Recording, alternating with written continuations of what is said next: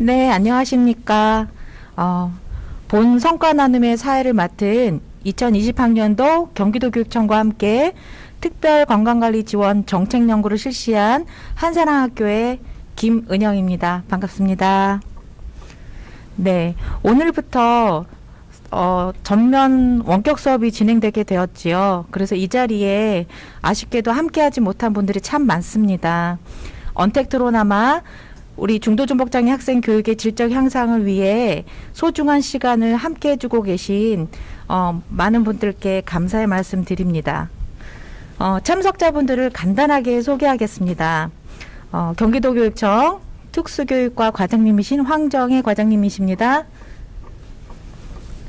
네, 특수교육과의 김현수 장학사님이십니다. 네, 밝은학교 박찬우 선생님이십니다.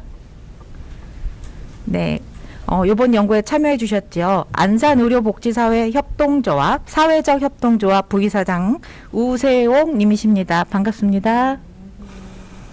네, 그리고 파견해 주셨죠. 참 좋은 병원의 파견간호사 김한나 선생님이십니다. 안녕하세요. 네, 부천상록학교의 학부모님이신 임숙정 님이십니다. 안녕하세요. 네, 반갑습니다. 네, 오늘 이 성과 나눔회를 위해서 사전에 많은 분들께서 사전 신청을 해 주셨습니다. 사전에 많은 질문들을 주셔서 오늘 이 내용들을 함께 나누고자 하고요. 발표 중에도 채팅창을 보시면 질문을 올릴 수 있도록 질문지 폼을 올려드리도록 하겠습니다. 그래서 우리 선생님들께서 아니면 참석하시는 학부모님, 관계자분들께서 질문 올려주시면 답변해 드리도록 하겠습니다. 네, 첫 번째 순서로 경기도교육청 특수교육과 황정혜 과장님께서 인사 말씀 해주시겠습니다. 선생님 안녕하십니까? 안녕하십니까? 안녕하십니까? 특별건강관리지원 정책 실행연구 성과 나눔에 이렇게 들어오신 여러분들 반갑습니다. 특수교육과 황정혜입니다. 감사드립니다. 특수교육 현장을 날로 다양한 전문적 지원을 요구하고 있습니다. 특히 석션, 방관, 영양 등 의료적 지원이 요구되고 있는 학생들이 경기도에서 한 파악한 숫자는 83명 정도나 됩니다. 이 학생들의 학부모는 의료적 지원을 활동보전 유형이나 학부모가 직접 하기를 원하지 않습니다. 이들의 요구는 의료적 지원은 의료인이 하기를 요구하고 있습니다. 그래서 경기도 교육청은 협력 의료기관과 학교와의 협력 체계를 구축하여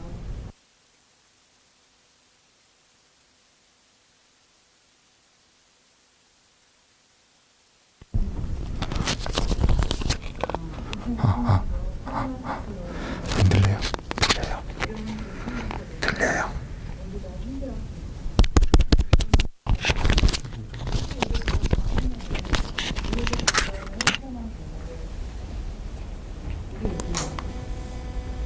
특수교육 대상 학생의 진정 획득권과 정부의 교육관 확보를 생각을 확장할 수 있는 시간을 가져가는 학생입니다.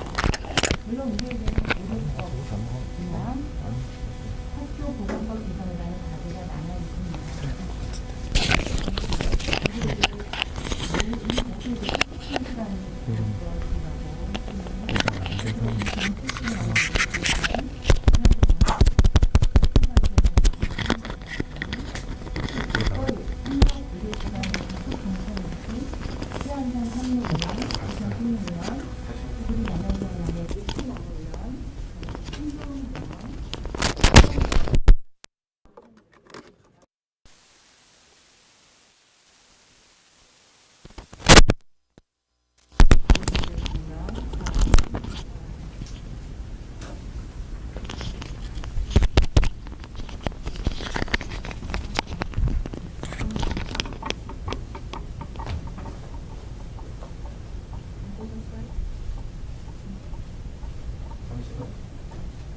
소리가 마이크가 안 나오고 테스트만 해볼게요.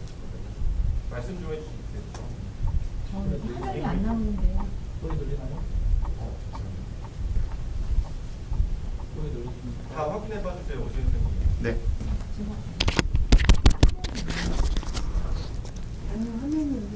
네, 마이크 테스트 하고 있습니다. 네, 거기 나와요.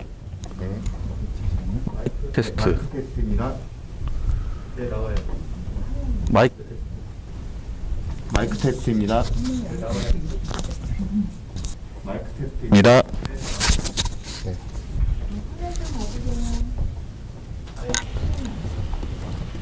하나도 안 터지고 마이크 잡으면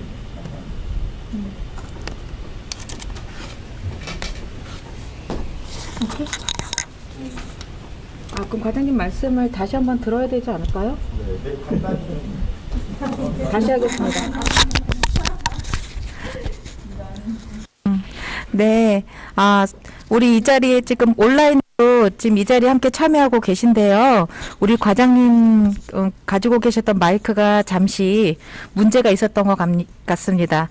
이게 실시간 방송의 묘미네요. 우리 과장님의 인사 말씀 다시 한번 해주실 수 있으실까요? 네, 부탁드리겠습니다, 과장님. 안녕하십니까. 특별 건강관리전 정신 실행량으로 선정 강연에 들어오신 여러분 반갑습니다. 수시교육과 훈련입니다. 이것도 안 들어와요?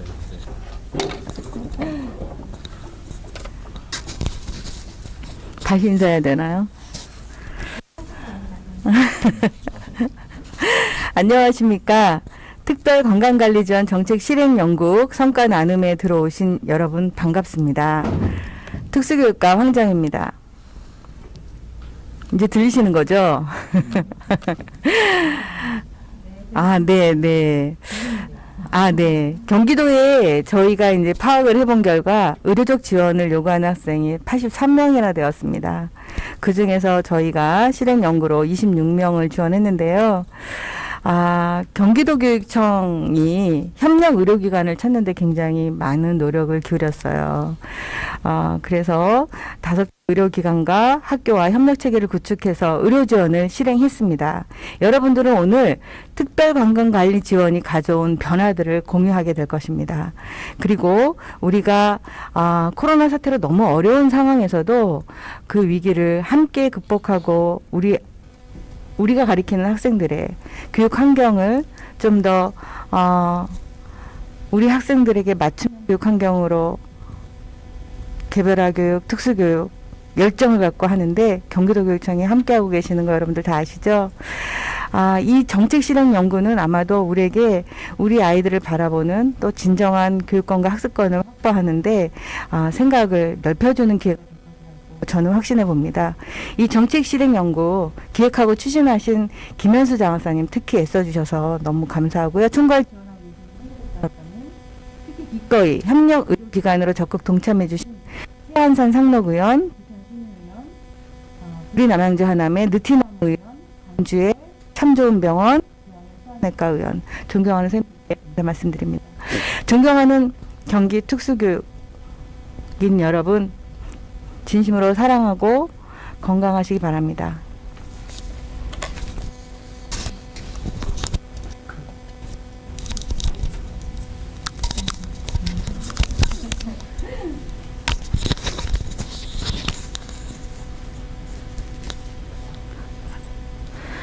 네, 과장님 감사 말씀드립니다. 지금 방송상 마이크가 여러 대였는데 그 중에 이제 한두 대가 좀 문제를 일으켰던 것 같습니다.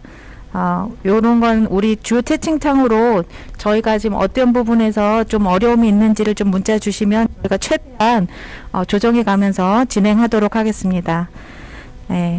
다음은 저희 과장님 말씀에 이어서 본격적인 성과 나눔을 시작하고자 합니다.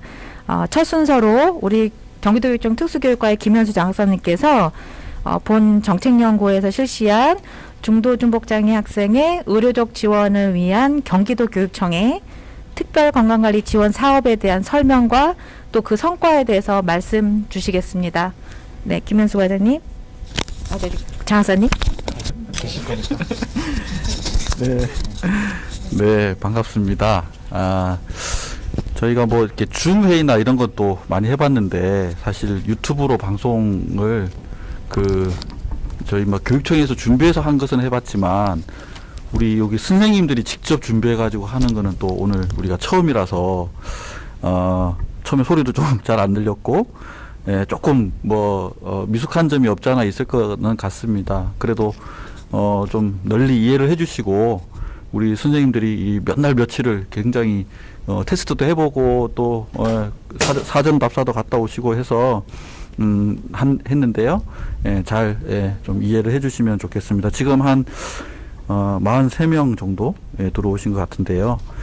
네, 이제 제가 오늘 발표할 내용은 저희가 이제 1년 동안 특별건강관리 지원한 운영 결과를 말씀을 드리려고 합니다. 네, 먼저 자료를 보시면서 제가 말씀드리겠습니다.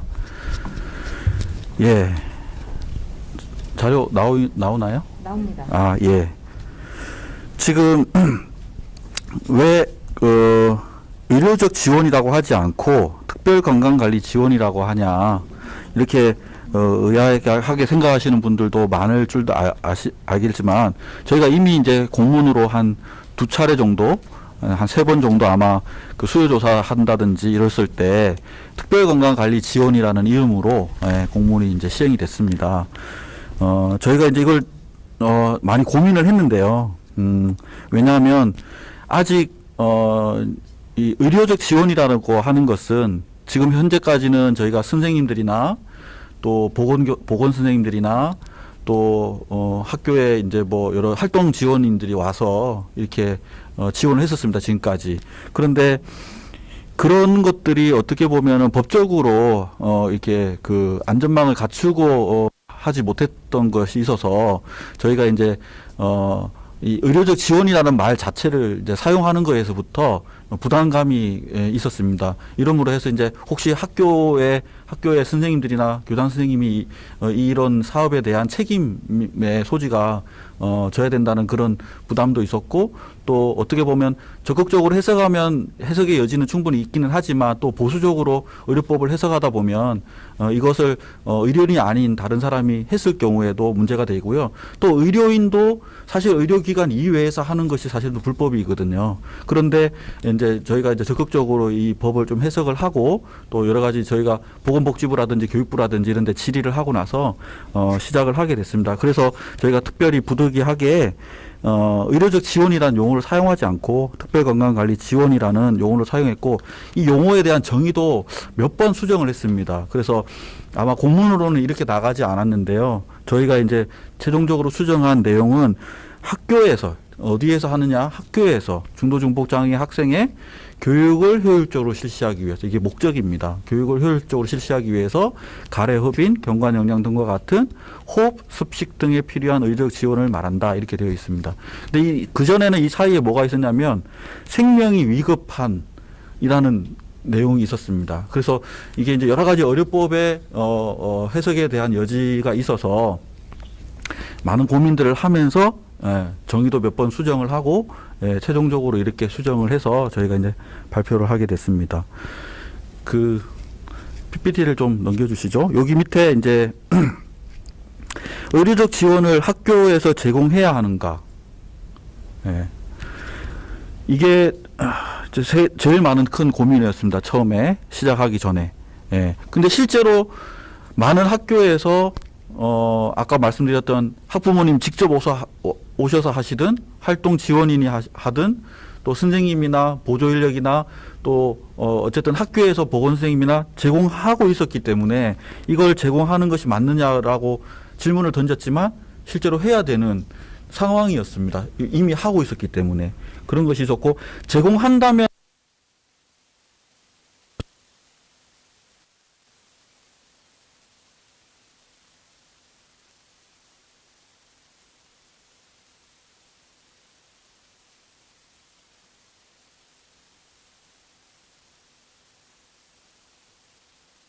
생명과 직결되는 위급한 상황에 필요한 지원인가? 아까 제가 위에서 설명드리면서 고민했던 말씀들을 드렸는데요. 이게 의료법 33조에 나와 있는 의료기관 이외에서 해야 하는 그 제공해 줄 수 있는 의료 처치입니다. 그래서 여기에 보호자의 요청에 의해서 제공해 준다라는 그 문구를 가지고 저희가 이 사업을 시작을 했습니다.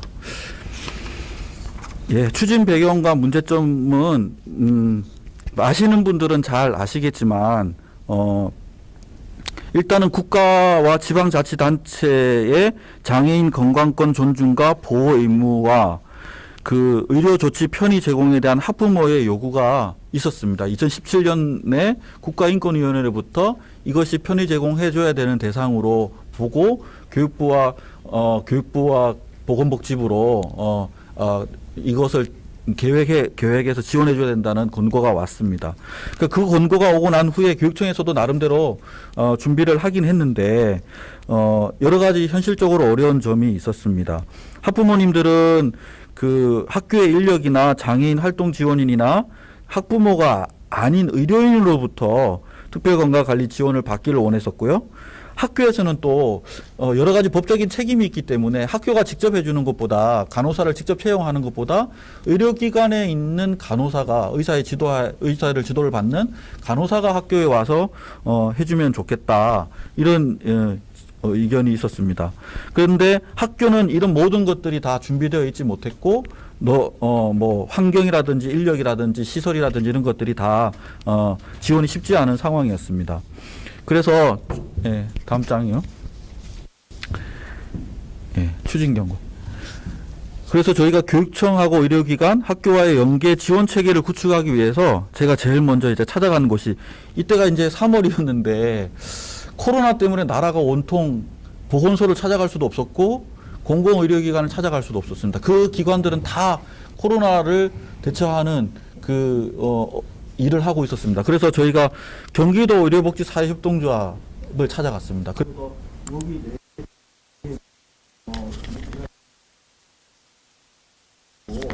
같이 정기적으로 한 달에 한 2번 정도 그래서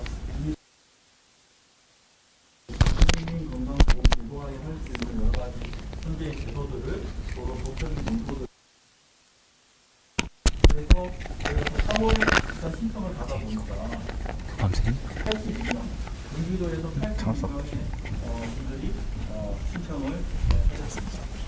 그리고 보편적 보건의료 정책 바꿀까요? 네. 보편적 보건의료 정책 및 가정간호 서비스, 방문 진료 등 국민건강보험제도 적용을 검토를 하고 저희가 국민건강보험공단 일산병원 공공의료사업단이랑 같이 또 협의를 했습니다. 그래서 저희 일산병원 공공의료사업단에서는 충분히 이 제도들도 적용할 수 있을 거라고 그렇게 조언을 해주셨는데 저희가 보건복지부로 질의한 거에는 이게 다 불가능한 것으로 그렇게 되었습니다. 그리고 저희가 이제 이런 국내 운영 사례, 해외 운영 사례 그리고 이런 것들이 현장에 적용이 가능한지를 위해서 정책 실행 연구회를 3월부터 계속 운영을 하게 되었습니다. 추진 내용을 말씀드리겠습니다. 그렇게 이제 한 6개월 가까이를 준비를 하고 이제 2학기가 시작될 때 시작하려고 했는데 또 8.15 이후에 코로나가 갑자기 생기고 학생들이 등교하지 않고 그러면서 9월 중순부터 일단 사업이 시작이 됐습니다. 그래서 지원 대상 학생은 저희가 나중에 자세히 말씀드리겠지만 이제 모든 82명 신청한 학생들 제가 다 지원해 드릴 수 없었고 협력 병원이 있는 지역에 있는 학생들 중심으로 지원을 하게 되었습니다. 그래서 26명의 학생들이 5개의 지역에 나눠져 있고 9개 학교에 나누어져 있어서 총 26명을 지원하게 됐고요. 저희 경기도교육청에서 지정한 그 의료기관과 학교가 협약을 하고 의료기관 소속의 간호사가 학교를 방문해서 간호 서비스를 하고 주기적인 의사 선생님의 방문 진료하고 그다음에 보호자 및 교직원에 대한 건강관리 교육 지원을 하게 했습니다. 지원 절차를 보시겠습니다. 예, 아까 말씀드렸던 이 법적인 근거, 저희가 이 사업을 하는 법적인 근거가 의료법 33조 1항 제2호에 있는데요. 보호자의 요청에 의해서 의료기관이 아닌 곳에서 의료 처치를 할 수 있도록 했기 때문에 일단은 학부모님들의 신청을 먼저 받았습니다. 학부모님들의 신청을 학교를 통해서 도교육청으로 신청서를 제출하도록 했고요. 그리고 일단은 그 학생들이 또 의료기관에서 지원하기에 적합한지 또 어떻게 지원해야 되는지 이런 것들도 파악하기 위해서 그 협력 병원에 있는 의사 선생님으로부터 다 진료를 받도록 했습니다. 여건이 되는 곳은 의사 선생님이 학교로 가서 진료를 했고 또 이제 이 코로나 시기에 여러 가지 어려움이 있어서 일단은 학생들이 병원을 방문해서 진료를 받았습니다. 그래서 그 진료를 받고 이제 다 병원에서 우리가 직접 가서 이런 서비스를 해주는 것이 어려움이 없겠다라고 이제 선정된 학생들하고 학교하고 용역 계약을 맺었습니다. 용역 계약을 맺고 그 이후부터 이제 의사 선생님은 이제 정기적으로 매월 또는 이제 필요시에 정기적으로 학교를 방문해서 방문 진료를 하고요. 간호사 선생님은 매일 학교를 이제 방문해서 간호 서비스를 하게 됐습니다. 그리고 교육청에서 학교를 통해서 예산을 지원하고 학교에서 의료기관으로 예산을 주는 형태로 그렇게 특별건강관리 지원을 했습니다. 지원 대상을 보겠습니다. 일단은 학교 급별로 보면 유초, 중고, 고등 학생들이 있는데 주로 초등학생들이 많이 있었습니다. 유치원 3명, 초등학교 16명, 중학교 6명, 고등학교 1명 이렇게 있었고요. 그 다음에 특별건강관리 지원 대상 유형을 보면 제일 많은 게 이제 경관 영양입니다. 경관 영양은 위로관으로 여러 가지 이제 다른 이제 물이라든지 또는 이제 영양을 공급받는 그런 형태이고요. 가래흡인, 석션을 하는 학생이 16명 있고 이 두 가지를 다 하는 학생도 있습니다. 그래서 총 이제 37명으로 나와 있는데 중복한 것을 포함해서요. 그리고 돈요관 삽입 1명 이렇게 있었고요. 저희가 이 대상자를 선정할 때 많은 분들이 이제 질문도 하시고 또 왜 우리는 안 됐냐 이렇게도 하시는데 그 중에 제일 많으신 분들이 뇌전증을 가지고 신청하신 분들이 꽤 있었습니다. 근데 뇌전증은 사실 이제 언제 일어날지 모르기 때문에 항상 옆에서 누가 대기하고 있어야 되기 때문에 그렇게는 저희가 좀 지원하기는 좀 어려워서 정기적으로 방문해서 또는 상주해서 학생들이 많아서 상주해야 될 그런 학교만 저희가 대상으로 선정을 했고 그렇게 지원을 하게 되었습니다. 지원 현황을 보시면 안산에 2명의 학생이 있습니다. 그래서 세안산 상록의원에 채용되어 있는 간호사 선생님이 두 학교를 정기적으로 매일 이제 방문을 하고요. 정해진 시간에 부천 상로학교와 한사랑학교는 그 가까이 병원에서 간호사 선생님이 이제 그쪽으로 학교로 출근을 해서 상주하고 있습니다. 학생이 있는 시간 동안 상주를 하고 있고 가까이 병원에서 이제 오다를 받고 그리고 또 일지를 작성해서 보고를 하고 그런 형태로 지원을 하고 있었고요. 구리, 남양주, 하남 여기는 이제 세 개 지역에서 느티나무 의원에서 4학교를 방문을 했습니다. 근데 여기 4학교가 사실 좀 지원하기가 좀 어려웠었는데요. 모든 4명의 학생이 다 점심시간에 지원받기를 원하는 거예요. 그런데 간호사 선생님은 1명밖에 없는데 4학교를 동시에 방문하기가 어렵잖아요.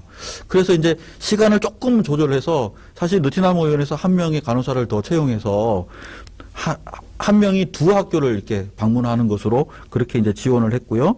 그다음에 고향의 용종초등학교는 복합특수학급이 있는 학교인데 여기는 수화내과 의원이라고 가정간호 사업을 하는 병원입니다. 그래서 저희가 이런 사업을 한다라고 설명을 드리고 참여를 했더니 적극적으로 많은 지원을 해주셔서 이 2명의 학생들을 지원을 했습니다. 향후 계획을 간단하게 말씀드리고 마치겠습니다. 그러니까 사전 질의하신 내용 중에 또 내용이 많아서 제가 지금 여기에서 설명을 드리면 뭐 다시 질의한 거에 설명드릴 필요가 없을 것 같은데요. 먼저 특별건강관리 지원에 대한 근거 마련이 필요합니다. 그래서 의료법 개정이라든지 또 다른 법에 대한 개정이 필요하고요. 또 안전사고에 대한 면책조항 신설을 위한 법 개정이 필요하고 이거는 이제 교육부하고 또 국회의원 이런 곳에서 나서서 해 주셔야 되는데 저희가 지금 현재 협의를 하고 있습니다. 그래서 뭐 언제 될지는 모르겠지만 적극적으로 저희가 이 근거 마련과 면책조항 신설을 위한 법 개정에 대한 노력을 할 거고요. 그다음에 제일 많이 질문하신 분들이 내년에도 계속 합니까? 내년에는 더 확대해서 해줍니까? 이런 질문들 많이 하셨는데 예, 내년에도 합니다. 그리고 예산 저희가 올해보다 3배 이상 예산을 잡았습니다. 그래서 어쨌든 조금 더 확대해서 많은 지역으로 확대할 예정이고요. 그 다음에 저희가 이제 이런 제안들을 이제 드리려고 하는데 교육부나 보건복지부 또 경기도 이런 곳에서 안정적으로 특별건강관리 지원이 이런 정책이 할 수 있도록 저희가 정책 제안을 내년에 하려고 합니다. 그래서 저희가 나중에 우리 박찬호 선생님이 오늘 정책 연구한 것을 발표하실 텐데요. 예, 그런 내용들을 담아서 저희가 이런 정책 제안들을 하려고 하고 그 밑에 공공 어린이병원 설립이라든지 가정간호 서비스 범위에 학교를 포함하는 거라든지 지역 장애인 보건의료센터에서 지원을 하는 거라든지 또는 보건소를 통해서 지원하는 거지 이런 것들을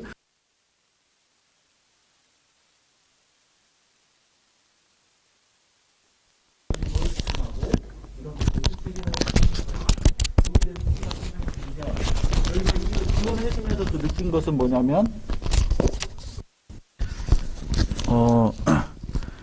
이게 과연 학교에서 이렇게 지원해 주는 것이 안전하냐. 네.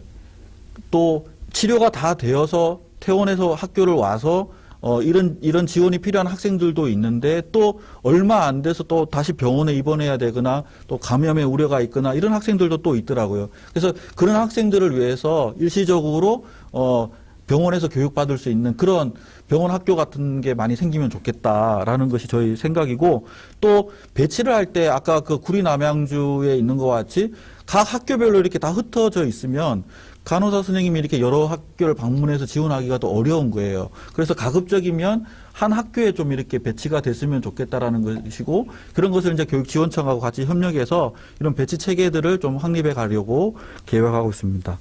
저 발표를 이상으로 마치겠습니다. 예.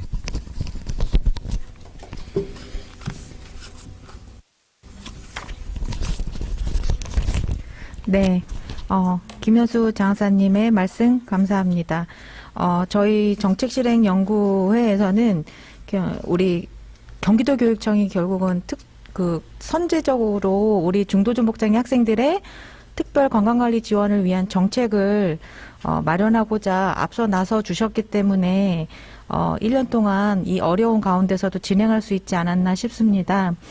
그래서 지금 사전 질문에 대한 답변도 우리 김현 장사님께서 조금 해주셨는데요. 혹시 좀 부족한 부분이나 이런 것들은 후반부에 또 질의응답 시간에 더 이어가도록 하겠습니다.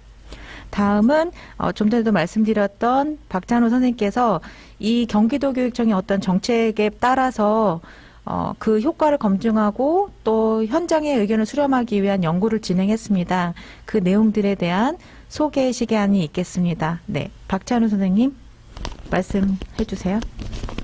네, 선생님께서는 영상을 준비해 주셨습니다. 사전에 녹화를 해주셔서 녹화 내용으로 좀 살펴보시면 될 것 같습니다. 안녕하세요. 박찬우입니다. 경기도교육청과 중도중복장애교육연구회가 함께한 중도중복장애 학생의 의료적 지원을 위한 경기도교육청 특별건강관리지원정책연구에 대해 말씀드리겠습니다. 말씀드릴 순서는 이와 같습니다.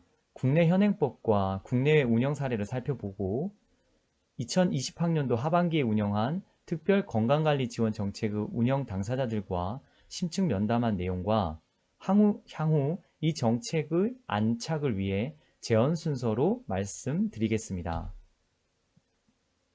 먼저 이 보고서에서 사용되는 몇 가지 용어에 대해서 함께 짚어보도록 하겠습니다.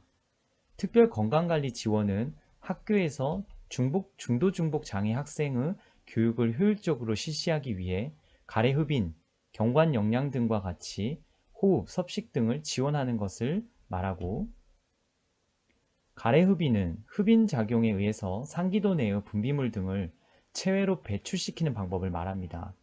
또 경관영양은 위, 십이지장 또는 소장 내에 간을 삽입, 고정하여 이 관을 통하여 영양하는 것을 말합니다. 연구 내용을 말씀드리기에 앞서서 이 보고서를 작성하는 내내 함께해 주신 김현수 장사님과 김은영 교감 선생님 그리고 우리 한어우리 연구회 선생님들께 감사드립니다. 선생님들이 담아준 정성을 제가 대표해서 말씀드리는 과정에서 왜곡과 오해가 없이 우리의 마음이 잘 전달될 수 있기를 바라는 마음으로 말씀드리겠습니다. 중도중복 장애 학생의 특별 건강관리 지원은 학생과 교사에게 안전한 교육 환경을 제공하고 학생의 삶의 질에 큰 영향을 미치는 일입니다. 따라서 학교 일과 중 학교 안에서 제공되는 건강관리 지원 체계가 필요한 상황입니다. 2020년 3월 경기도 내 가래 흡인, 경관영양과 같은 특별 건강관리 지원이 필요한 학생은 약 90명이 분포되어 있습니다. 이 학생을 지금 우리는 어떻게 지원해주고 있는지를 살펴보면 특수교사가 36%, 학부모가 26%, 보건교사가 22%, 간호사가 2% 순으로 나타났습니다. 즉, 학교 자체적으로 특수교사와 보건교사가 50% 이상 감당하고 있는 것으로 볼 수 있습니다. 하지만 이에 대한 법적 근거와 교육 정책이 마련되어 있지 못해 안정적이고 지속적인 지원이 어려운 상황이며 응급을 요하는 지원에 대해서 지원자에 대한 면책 조항이 마련되어 있지 않아 많은 어려움에 놓여 있습니다. 따라서 중도중복 장애 학생에 대한 특별 건강관리 지원은 학생의 삶의 질에 영향을 미치는 직접적이고 아주 결정적인 지원 정책입니다. 또 학생과 교사 모두가 안전한 교육을 구현한다는 점, 의료인에 의한 전문적인 의료적 지원을 실시한다는 점에서 큰 의의를 갖는 교육정책이라 말할 수 있습니다. 이에 이 연구의 목적은 먼저 국내외 의료 지원 사례를 조사하고 이를 바탕으로 경기도 교육청과 의료협동조합 정책실행연구에 관해 워킹그룹을 통해 특별 건강관리 지원 방안을 모색합니다. 이후 특별 건강관리 지원이라는 교육정책이 앞으로 지속적이고 안정적으로 운영되기 위한 방향을, 보다 나은 방향을 제시하고자 하는데 그 목적이 있습니다. 연구 절차는 다음과 같습니다. 국내 현행법과 국내 운영 사례를 살펴보고 이를 바탕으로 특별 건강관리 지원 사업 운영 후 운영 당사자인 특수교사, 관리자, 의료인, 학부모를 대상으로 심층 면담을 실시하는 순서로 진행하였습니다. 국내 현행법은 학교 일과 중 학교 안에서 의료인에 의한 의료 지원을 위한 법적 근거를 확인하는 과정이었습니다. 먼저 장애인 등에 대한 특수교육법을 살펴보면 제22조 각급 학교의 장은 특수교육 대상자의 교육적 요구에 적합한 교육을 제공하기 위함이라는 내용을 밝히고 있습니다. 또 의료법 제33조에서는 환자나 환자 보호자 요청에 따라 진료하는 경우와 국가나 지방자치단체의 장이 공익상 필요하다고 인정하여 요청하는 경우, 보건복지부 영예로 정하는 바에 따라 가정 간호를 하는 경우, 또 그 밖에 이 법 또는 다른 법령으로 특별히 정한 경우나 환자가 있는 현장에서 진료를 하여야 하는 부득이한 사유가 있는 경우 의료기관 내에서 의료협을 하여야 한다고 밝히고 있습니다. 학교보건법 제15조 2항에 따르면 학교의 장은 질병이나 장애로 인해 특별히 관리, 보호가 필요한 학생을 위하여 보조 인력을 둘 수 있다고 말하고 있습니다.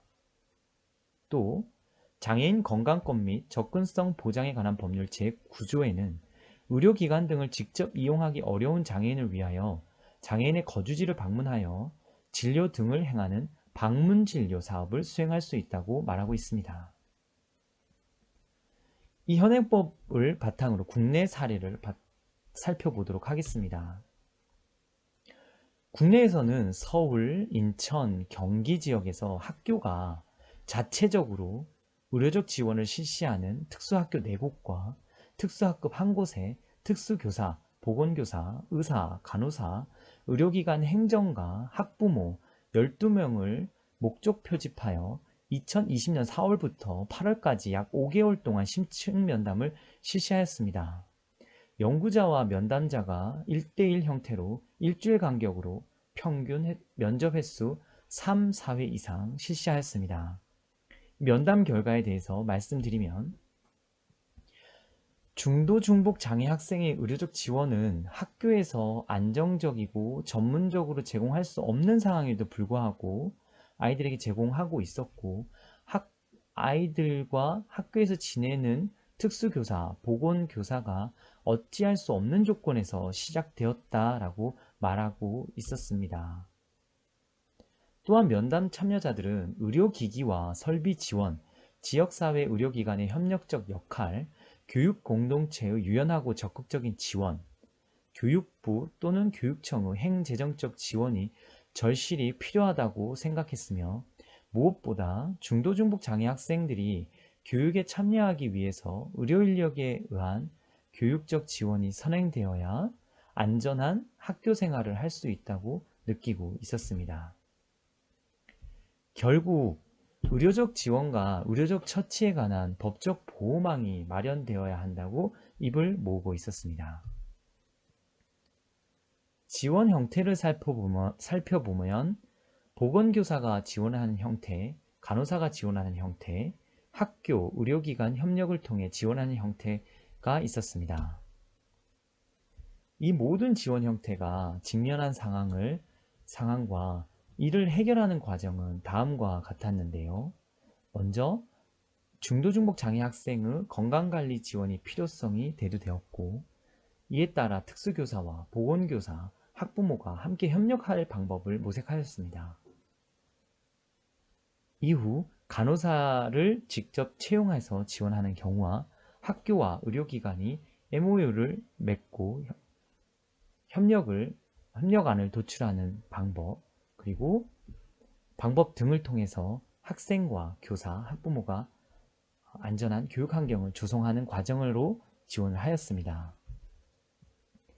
그에 따른 어려움은 의료적 지원을 위한 법적 근거가 부족하다는 현실, 간호사의 지원 범위가 모호하여 보건교사와 직무가 충돌하는 데서 생기는 갈등, 의료기관과 지속적인 연계의 어려움, 그로 인해서 향후 교육청과 학교, 의료기관 간 협력체계 구축이 필요하다는 시사점이 도출되었습니다.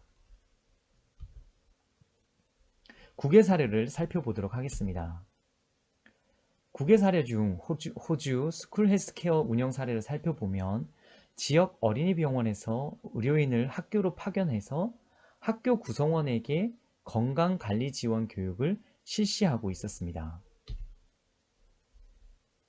미국의 경우에는 공립학교의 학교 보건 및 간호 서비스를 보면 전장애학 교육법인 IDEA 및 섹션 504에 따라 장애가 있는 학생은 관련 서비스로 학교 보건 서비스 및 간호 서비스를 추가로 받을 수 있도록 법적 근거를 마련해 두었습니다.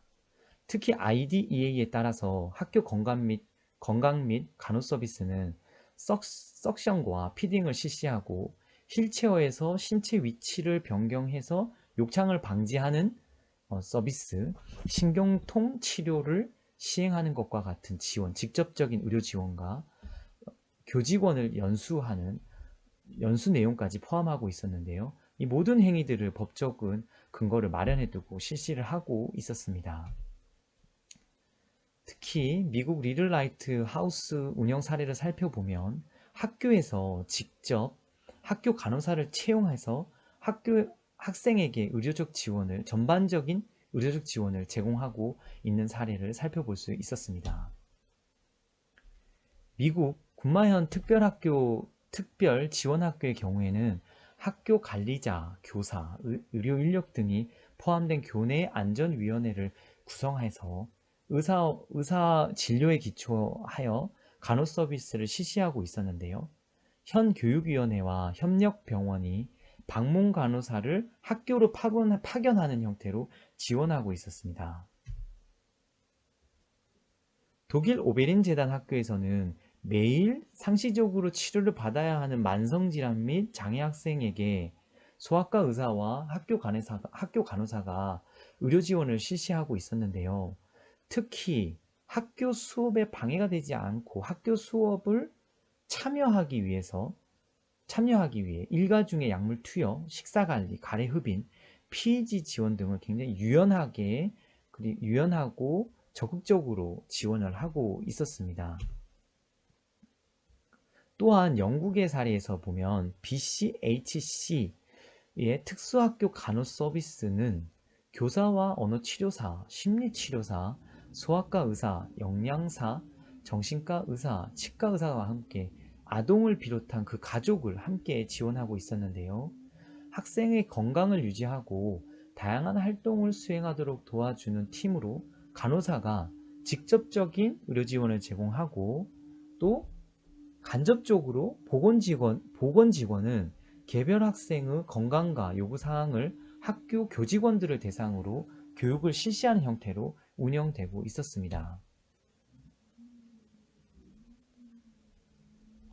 국외 사례에서 도출된 시사점으로는 먼저 영국 사례에서 보시면 일가 중 학교 안에서 의료 지원이 시행되고 있었다는 점, 그리고 학생에게 직접적으로 의료 지원이 제공되었다는 점, 독일의 경우 학교에 의사와 간호사가 배치되었고 학교 일가 중에 수시로 의료 지원이 실시되었다는 점과, 일본은 현 단위에서 지방정부인 현과 의료기관, 학교가 협력을 기반으로 해서 학교를 지원하였다는 점, 그리고 학교에서는 안전위원회를 조직해서 체계적으로 지원이 이루어졌다는 점에서 시사점을 도출할 수 있었습니다. 그리고 또 호주의 경우에는 지역 어린이 병원에서 학교로 의료인을 파견하고 이 의료인이 학교 보건 간호사와 협력해서 학생을 직접 지원하였다는 점과, 미국의 경우 IDEA와 섹션 504의 법적 근거를 두고 관련 서비스에 널싱 서비스를 포함하여 학교 간호사를 배치함과 동시에 전반적인 의료 지원을 실시하고 있었다는 점에서 우리가 눈여겨볼 시사점을 눈여겨보았습니다. 이러한 점들을 눈여겨볼 필요가 있었습니다. 이와 같은 시사점을 통해서 경기도 교육청에서는 특별 건강관리 지원 교육정책을 꾸렸습니다. 그리고 2020학년도 상반기에 운영계획을 수립하였고 하반기에 실제 운영을 하였습니다. 주요 포인트는 이와 같습니다. 교육청과 지속성을 위해서 교육청과 의료기관, 학교가 협력체계를 구축을 하고, 의료기관에 의료인이 학교로 파견을 하든 아니면 교육환경 배치 환경에 따라서 순회를 하든 유연한 지원 형태를 구축하였습니다. 그리고 학교 안에서 일가 중 학생이 필요한 때 언제든 의료적 지원을 할 수 있는 방향으로 교육정책을 꾸렸습니다. 이리하여 2020학년도 하반기에 실제 운영을 하였고, 운영을 한 당사자들을 대상으로 보다 나은 교육정책으로 발전시키기 위해서, 그리고 학교 현장에 안착시키기 위해서 FGI를 통해서 제언사안을 도출하였습니다. 과정은 이러합니다. 우선 특별건강관리지원 정책을 9월부터 11월간 약 2개월간 2학기 때 전반적으로 운영을 하였지만 면담했었던 시기가 11월이었기 때문에 약 2개월간 운영한 내용을 바탕으로 특수교사, 보건교사, 학교관리자, 학부모, 의료인, 의료행정가를 대상으로 운영사를 분석하였습니다. 그래서 총 12명을 대상으로 포커스 그룹 면담을 실시하였습니다. 포커스 그룹 면담을 실시한 결과를 간추려서 말씀드리겠습니다. 보다 자세한 내용은 보고서를 참고해 주시기 바랍니다. 국내 운영 사례의 결과와 마찬가지로 면담 참여자들은 학생이 안전하고 건강하게 학교에서 지낼 수 있게 하는 것을 그 첫 번째 목적을 두었습니다. 그러기 위해서는 의료 전문가에 의한 의료적 지원이 절실하다고 느끼고 있었습니다. 지금까지 특수교사 및 보건교사가 중도중복 장애 학생의 주치의로부터 발급된 진단서, 그리고 의사 처치 지시서를 통해서 지원하는 사례가 있었습니다. 하지만 사고 발생 시 직무상 법적 보호를 받을 수 있는 근거가 전무한 상황이었습니다. 그렇기 때문에 많은 어려움들이 그 문제에서 그 문제에서부터 파생되었고 많은 장벽들이 놓여 있었습니다. 면담 참여자들은 이러한 상황에서 특별건강관리 지원 정책은 매우 중요한 정책임을 거듭 말하고 있었는데요. 그럼에도 불구하고 특별건강관리 지원을 실시하면서 의료 현장과 교육 현장의 그 온도차, 관점, 이로 인해서 발생되는 여러 가지 문제점들이 있었습니다. 예를 들어 처치 방법의 차이, 학생을 지원하는 방법의 차이, 그 다음에 제공하는 정보의 범위와 깊이의 차이, 그 다음에 업무 태도의 차이 등의 차이로 인해서 어려움이 생겼고, 특별 건강관리 지원을 제공하는 전담 간호사의 직무와 보건교사의 직무 간 상호 충돌하는 영역이 발생하게 되었습니다. 이러한 어려움에도 불구하고 경기도 교육청의 특별건강관리 지원 제공받는 학생과 학부모들은 다시금 학교가 안전한 교육 환경이라고 느끼게 되었고, 전문적인 의료 지원으로 인해서 학생의 수업 참여와 건강 상태가 좋아지게 되었고, 학교 생활이 안정되어서 나아가서 특수교사와 학부모, 그리고 보건교사, 학교 관리자 등 모두가 안정감을 가지고 중도 중복 장애 학생들이 학교 교육에 참여하는 모습을 보게 되면서 높은 만족도를 보였습니다. 즉, 면담 참여자들은 앞으로 보다 안정적인 교육 정책이 되기 위해서 특별 건강관리 지원을 실시하는 근거를 마련해 두어야 하는데, 이를 의료법, 학교보건법, 지역보건법, 특수보건법 등의 가래 흡인과 경관 역량에 대한 의료지원 서비스와 그에 따른 면책 조항이 포함되어야 할 것이고, 중앙정부와 지방자치단체,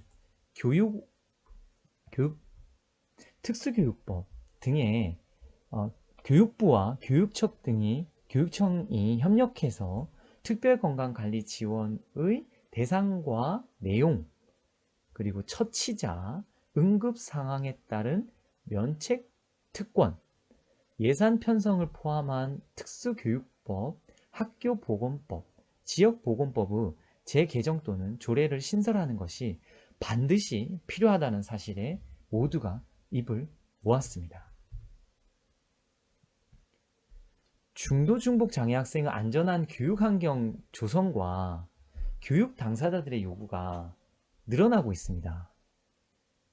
학교와 의료기관 간의 상호 협력적인 지원 방안이 그럼에도 불구하고 마련되어 있지 않는 것이 지금의 현실입니다. 우리가 눈을 조금 돌려 구계를 살펴보면 학생의 특별건강관리 지원을 공공의료 측면에서 학교에 있는 학생을 포함해서 지역의 지역 주민을 포함하고 학교에 있는 학생을 포함해서 포괄적인 의료 지원을 통해서 학교 간호 서비스가 제공되어 있는 사실을 우리는 앞서 살펴보았습니다. 따라서 국내에서도 국외의 여러 운영 형태에 착안해서 특별건강관리 지원 정책을 수립하여 운영을 하였는데요. 지금까지 운영되었던 특별건강관리 지원 정책이 교육청과 학교, 의료기관 간 협력을 구축하여 운영되었다는 점에 아주 큰 의의가 있다고 생각합니다. 그리고 중도중복 장애 학생이 안전한 교육 환경에서 학교 교육에 참여할 수 있는 환경을 조성하였다는 점, 학부모가 교육기관에 대한 신뢰가 증대되었다는 점, 특수교사가 전담 의료 인력의 지원을 통해 수업에 전념할 수 있는 환경이 조성되었다는 점, 나아가서 중도중복 장애 학생의 학습권, 건강권, 교사의 수업권을 보장하는 교육정책이 되었다는 점에서 이 정책이 큰 의의가 가졌다고 볼 수 있습니다. 그럼에도 불구하고 아직 넘어야 할 산은 남아 있습니다. 특히 의료인이 학교 안에서 의료 지원하는 특별건강관리 지원의 법적 근거를 마련해야 한다는 점과 보다 탄탄한 법적 근거를 마련해야 한다는 점과 중도중복 장애 학생이 재학 중인 다양한 교육환경, 특수학교, 특수학급, 일반 학급과 같이 다양한 환경을 고려하여 지원 유형을 개발할 필요가 있다는 점과 앞으로 학교가 자체적으로 운영하기 위해서 의료기관을 찾아다니고 섭외하는 것이 아니라 교육청이 주관이 되고 교육청, 학교, 의료기관 간 협력적인 지원을 위한 체계적인 지침과 그러한 협력 체계가 구축이 되어야 한다는 점이 향후 과제로 남아 있습니다. 또한 특별 건강관리 지원의 전담 인력의 직무 직무 내용과 깊이를 명확히 규정해야 할 필요가 있고, 석션과 피딩에 국한하지 않고 영국과 미국 사례에서 살펴보았듯이 보다 일반적인 건강관리를 위해서도 의료인의 전문 인력의 의료인이 학교로 파견이 돼서 지원을 받아야 한다는 점, 그리고 안전사고 등에 대한 면책 조항이 마련되어야 한다는 점, 그리고 학생이 있는 곳에서 학생이 필요한 시간대에 서비스를 받을 수 있도록 가정간호 서비스가 제도가 개선되어야 하는 점, 장기적이고 학생이 학교를 다니는 기간 동안 충분히 이 정책이 유지될 수 있도록 장기적인 예산이 마련되어야 한다는 점은 아직 우리가 가져야 할 과제로 남아 있습니다. 이 정도로 오늘 보고서 내용을 말씀을 마치도록 하겠습니다. 감사합니다.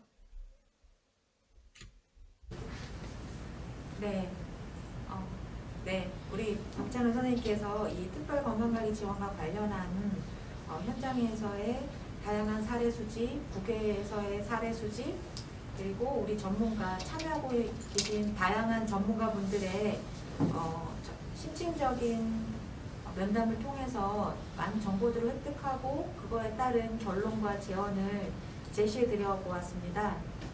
이 결과는 앞서 공문에서도 안내드렸던 대로 신청하신 분들의 50분 선착순으로 해서 자료집을 보내드리도록 하겠습니다. 또 더불어 경기도교육청 특수교육과 아마 과 자료실로 조만간 업로드가 될 예정이니까요. 좀 자세한 내용, 박찬호 선생님이 소개하신 내용을 자세하게 알고 싶으신 분들께서는 그렇게 이용을 하셔도 되겠습니다. 네, 감사합니다. 네, 이 중도중복장애 학생의 특별 건강관리 지원을 현장에서 잘 안착시키기 위해서 많은 분들께서 애써 노력해 주셨는데요.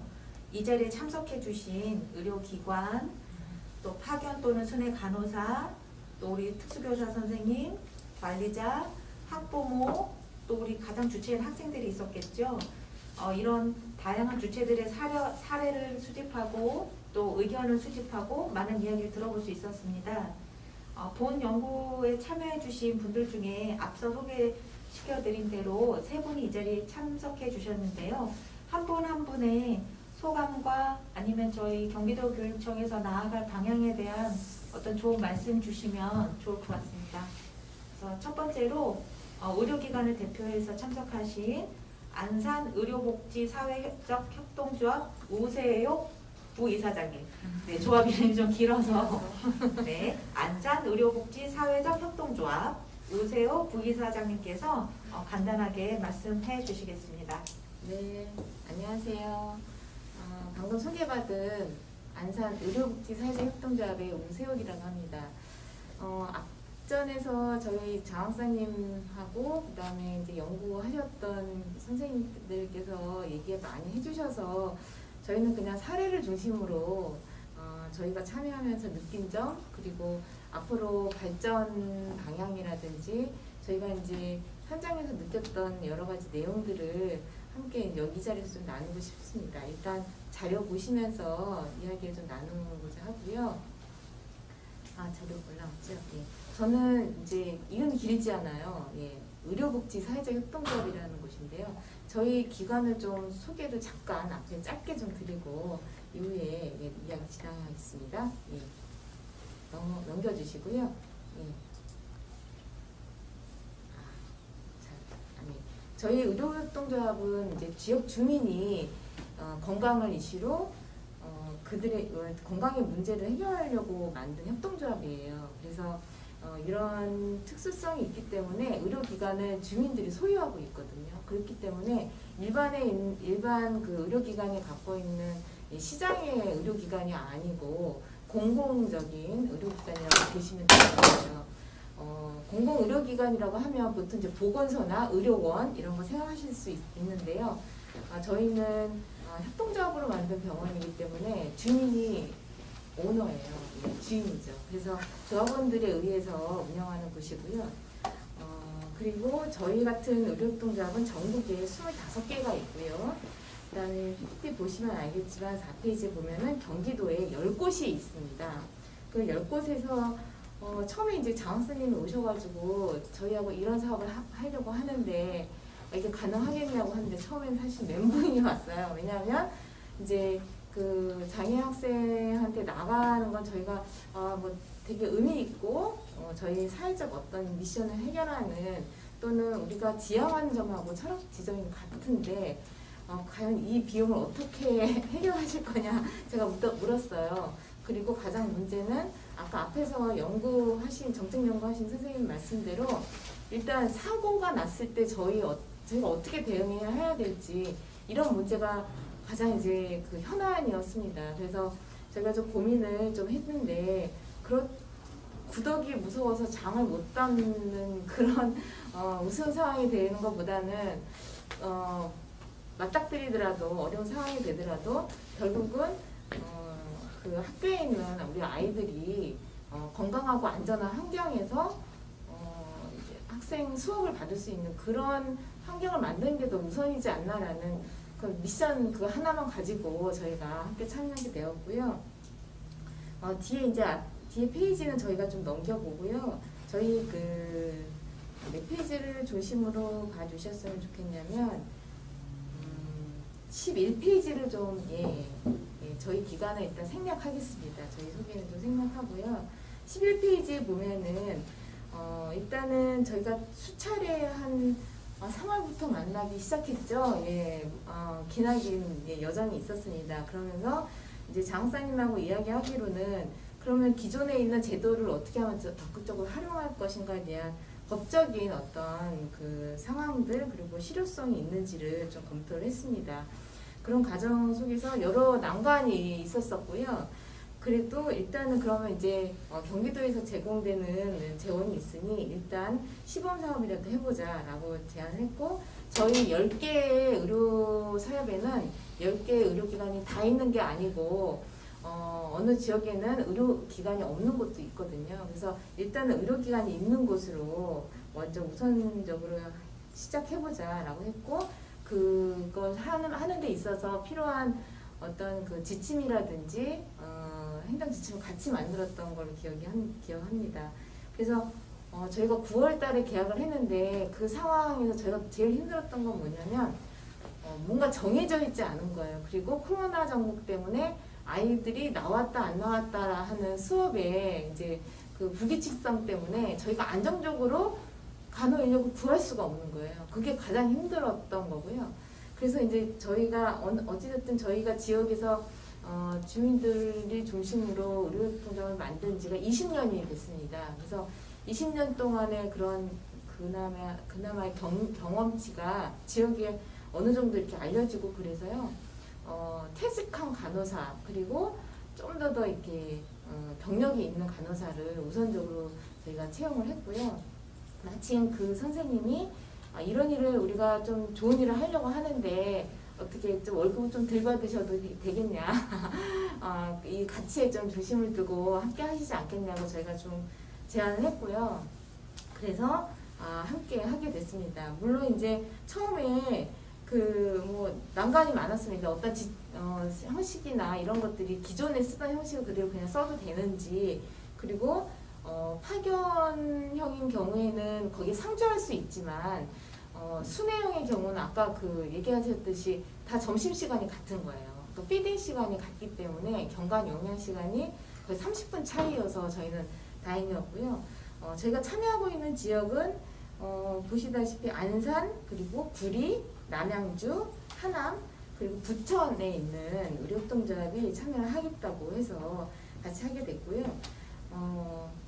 한 군데는 부천 같은 경우는 이제 파견형, 이제 거기 상주하면서 아이들을 돌보는 형태였고, 안산과 부천은 저희가 이제 순회하는 형이었습니다.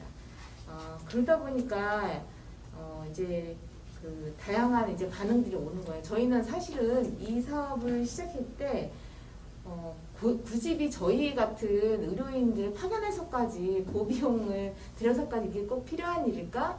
혹시 특수교사 선생님이나 아니면 장애인 활동 지원을 해주시는, 보조해주시는 인력들이 충분히 이 인력을, 이 간단한 처치인데, 엄마도 할 수 있는 일인데 그냥 하면 어땠을까? 그게 더 비용 효과적이지 않을까? 이런 생각을 했었어요. 근데 이제 저희도 사실 현장에 가서 이제 알게 된 건데, 이제 그 신청서에는 이 아이는 5분만 영양 경관을 주입하면 됩니다라고 신청서가 돼 있어요. 근데 실제 가니까 아이가 뛰어다니는 거예요. 그러니까 이제 가만히 앉아서 충분히 그 조용한 상태에서, 안정된 상태에서 그 경관 영양이 줄 수 없는 상황이었다라는 걸 저희가 알게 된 거예요. 그래서 거기에 참여하고 있는 우리 그 선생님이, 아니 우리 특수교사 선생님이 이렇게 힘들게 일하고 있는지 몰랐다고 그러더라고요. 그래서 학교의 현장이 특히 이제 장애를 갖고 있는 왜 이러죠? 장애를 갖고 있는 그 아이를 보살피고 또 수업을 계속 진행하는 일들이 쉽지 않구나. 그런 걸 좀 깨닫게 되는 경우가 되고요. 왜 이러죠? 갑자기. 네. 그래서 저희가 어찌됐든 이것은 사실 불가능하다라는 생각을 많이 했습니다. 특히 이제 의료진들 중에 의사진들은 되게 보수적이잖아요. 그래서 의사 선생님이 가서 무슨 일 나면 우리가 책임질 거냐. 특히 이제 저희는 조그만 의원을 운영하고 있는 곳이기 때문에 특히 이 사업을 하는 거에 뜻은 좋지만 그 법적인 문제 때문에 굉장히 사실은 저항감이 좀 있었습니다. 그런데 어쨌든 저희가 하고 있는 일들은 그냥 영리만을 목적으로 하는 곳이 아니고, 지역의 어떤 건강한, 여기 이제 12쪽을 보시면 아시겠지만 어쨌든 건강한 지역사회를 위해서 우리가 해야 될 일들은 사회적 실천이다. 그래서 건강권은 어느 지역사회 어느 곳이든지 있고, 제가 이제 또 하나의 지역사회라고 표현을 했어요. 학교를. 그러니까 지역의 많은 마을을 중심으로 저희는 거점을 이제 갖고 있고, 동마다 마을 주치가 찾아가서 그 건강을 돌보는 그런 시스템을 지금 지향하고 있거든요. 그래서 이제 내년도의 중점 사업은 이제 커뮤니티 케어 클리닉이라고 해서요, 방문 시스템을 도입한 1차 의료를 강화하는 것이 저희 조합의 이제 목표이기도 하고 전략이에요. 전략 과제인데, 여기에 저희가 지역사회로 학교도 포함시켜야 되겠다. 그리고 현재는 뭐 노인 중심으로 가고 있지만 결국 이제 저희가 하고 있는 통합돌봄의 큰 그 비전은 장애이든 노인이든 어린이든 그 이제 건강에 취약한 계층들과 함께 이분들이 건강하고 안전한 지역사회를 만드는 게 저희 비전이고 미션이기 때문에 이거하고 부합한다면은 뭐 어려움은 있지만 어려움을 최소화하면서 그동안에 이제 이 사업을 하다 보면 아마 말씀하셨듯이 그 제도적인 것들은 보완이 될 거라는 생각이 들거든요. 그리고 지금 뭐 가정간호 사업이나 방문 간호 사업의 법적인 정책 그 내용을 보면 한계점이 굉장히 많아요. 근데 이거는 정책 연구팀이 있으시니까 이게 토론회나 심포지움이나 이런 것들 열면서 정말 좀 인식을 좀 같이 하고 또 이 아이들도 학교에서의 어떤 그 건강하고 안전한 그 수업의 어떤 건강권 이런 것들을 실현하는 거에 대한 인식을 좀 많이 증대시켜야 될 것 같아요. 그래서 홍보도 좀 하고 그렇게 이제 나아가야 될 것 같고요. 맨 마지막 장에 보면 성과 과제라고 되어 있는데요. 사실은 어려움이 많지만 어려움은 다 뺐습니다. 뭐 연구 결과 발표에도 다 나와 있는 문제라 일단은 성과로는 장애를 갖고 있는 아이들의 건강권을 실현했다라는 일단은 시도가 좋았다. 저는 첫 단추 좀 미진하지만 어쨌든 그 단추를 끼웠다라는 데 저희는 의의를 두고 싶고요. 그다음에 우리가 생각하지 못했는데 학생, 학부모, 교사의 어떤 건강하고 안전한 그런 수업 환경을 조성하는 데 기여할 수 있겠다. 자그마나마. 그리고 우리가 발견한 거 학교도 지역사회 주치의 하나 거점이구나라는 생각이 들고요. 그 다음에 저희는 어쨌든 이 일을 수행하는 의료기관이잖아요. 그러다 보니까 이게 학교 주치 아닐까라는 생각을 했습니다. 학교 주치는 저희가 이제 지역의 주치라고 했을 때는 의사만을 얘기하지 않습니다. 의사를 포함한 간호사, 재활 치료사, 또 이제 그거와 관련된 어떤 이것들 매니지먼트 하는 분들, 이런 분들이 하나의 팀으로 이루어지는 게 저희가 이제 주치 팀이라고 이야기를 하고 있거든요.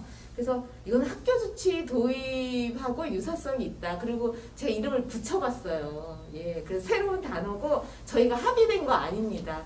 그렇지만 한번 고민해 주시면 어떨까라는 생각이 들고요.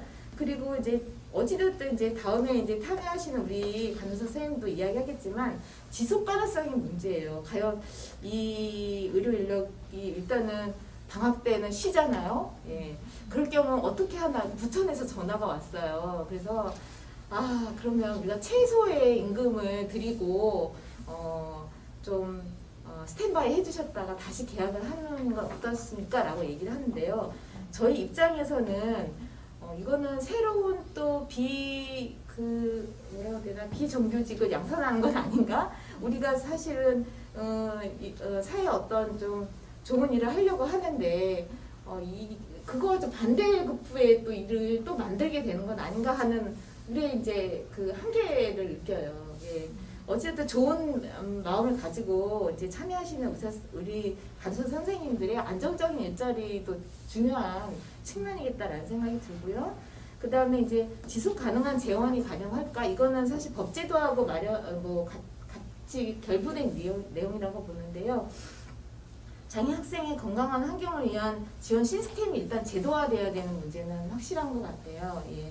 그리고 어쨌든 이런 사회적 의료를 실천하는 주체들, 그러니까 의료기관도 좋고 보건소나 아니면 학교 병원이었을 수도 있고요. 외국의 사례에는 이런 게 있습니다. 유치원 옆에 작은 보건실이 있는 거예요. 그래서 이제 학교에 있는 보건실하고 좀 다르게 실제 이제 감기가 와서 아이가 이제 학교에 와야 되는데 그 감기가 있다고 공부를 못하는 건 아니잖아요. 열이 있으면 열을 좀 떨어뜨리면 되는 건데 그 아이를 엄마가 어떻게 할 수가 없어서 엄마가 휴가를 내거나 직장을 갖고 있는 엄마들은 굉장히 힘든 거죠. 어려움이 많은 거죠. 그래서 그 유치원 옆에 작은 보건실을 그러니까 아픈 아이 돌봄이라고 저희가 이야기를 하거든요. 아픈 아이를 돌보는 어떤 공간들을 마련한다든지 학교도 마찬가지예요. 감기라든지 희귀성 난치 질환이 있다든지 이런 아이들이 학교에서도 그런 수업이 가능할 수 있는 보건실, 특수한 의료가 좀 결부된 보건실이 되겠죠. 현재 양호교사 선생님이 있는 그런 보건실이 아니라 그 양호 선생님은 보건 선생님은 죄송한데 제가 옛날식이어서 보건실은 보건실의 영역이 있다고 생각해요. 고유의 업무가 있다고 생각하고 이런 의료와 직접적인 어떤 처치와 업무를 수행할 수 있는 간호사가 이제 좀 안정적으로 배정된 그런 학교 옆에 작은 공간 이런 것들을 좀 필요도 할 것 같고요. 그리고 이거는 사실은 이제 맞춤형에서 약간 벗어나는 문제인데 그런 장애를 갖고 있는 아이들이 좀 한 곳에 몰려 있으면 한 곳에 좀 모아 있으면 저희가 안정적으로 갈 수 있는 시스템이 되잖아요. 상록학교처럼. 그런데 저기 안산의 경우는 대월초, 성호초 이렇게 떨어져 있어요. 그래서 이제 오고 가는 그런 시간 이런 것들이 비용과 관련돼서 굉장히 좀 이제 어려움이 있거든요. 이제 재원 문제도 이제 결부되는 문제이고 그래서 어찌됐든 처음에 저희가 일단 시작한 데 좀 의의가 있다고 생각되고요. 앞으로 법적으로 제도적으로 검토해야 될 것이 많다고 생각하고요. 저희는 기꺼이 저희의 미션은 건강의 사회적 실천이니까 이런데 참여할 수 있는 기관들을 좀 더 참여할 수 있도록 적극적으로 참여할 수 있도록 추동하고 또 격려하고 또 이끌어가는 역할을 앞으로도 계속 해 나가려고 합니다. 네, 길었죠. 예, 저의 얘기는 여기까지입니다. 감사합니다. 네, 말씀 감사합니다.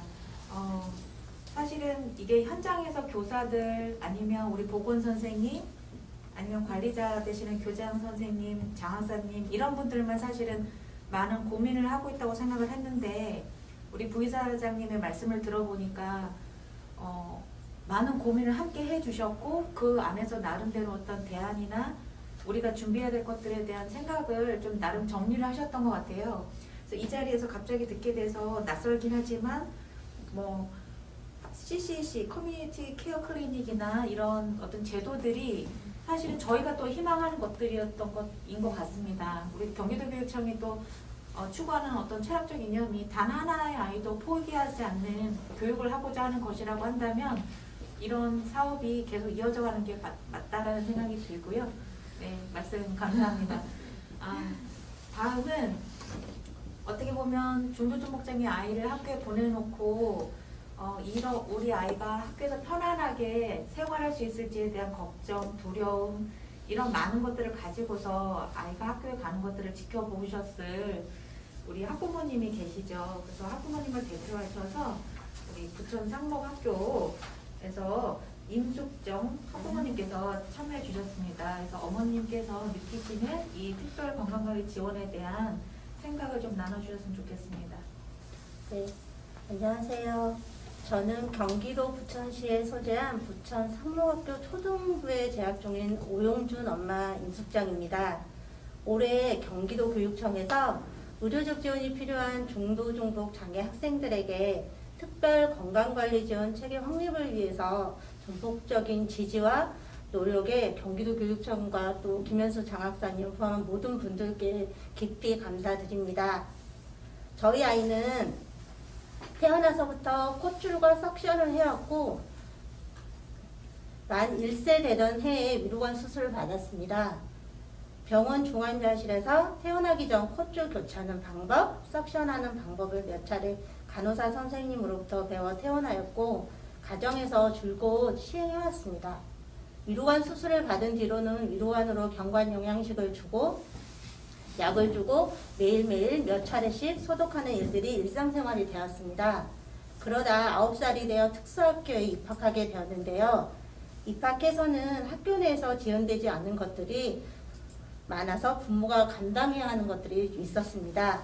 가장 크게는 저희 아이처럼 중도 중복 장애 학생에게 꼭 필요한 맞춤형 인원 체어가 지원되지 않았고 위로관 경관 영양 섭식이 지원 안 되고 캐뉼라 하고 있는 학생들이 석션 지원이 안 돼서 입학해서도 이내 중도의 학교 생활을 포기하고 가정 순회학급으로 가는 친구도 직접 목격했습니다. 저희 아이의 경우 특별 건강관리 지원을 받기 전까지 위로관으로 약을 복용할 때는 제때 먹여야 하는 약인 경우에도 불구하고 시간이 지나서 하교 후에 활동 지원사나 저희 이제 보호자가 해줘야 했고 위로관 소독 부위 소독 거즈가 떨어져 나가서 집에 돌아올 때는 떨어져서 뭐 조금 상처 부위가 생겨 있거나 피가 나거나 그리고 가려움증이 있어 염증이 심해졌는데 그런 것 때문에 힘들어하는 경우가 많이 있었습니다. 저희 아이처럼 중도 중복 장애 학생의 학부모들은 특수학교 또는 특수학급에 입학시키면서 가장 고민되고 걱정스러운 부분이 바로 이런 부분입니다. 위로관이나 캐뉼라를 하고 있어 지원이 필요한데도 학교 내에서 이러한 건강관리 지원이 어렵다는 것입니다. 가정에서는 매일 먹고 씻기는 것처럼 일상 지원이지만 학교 내에서는 의료적 지원이 되기 때문입니다.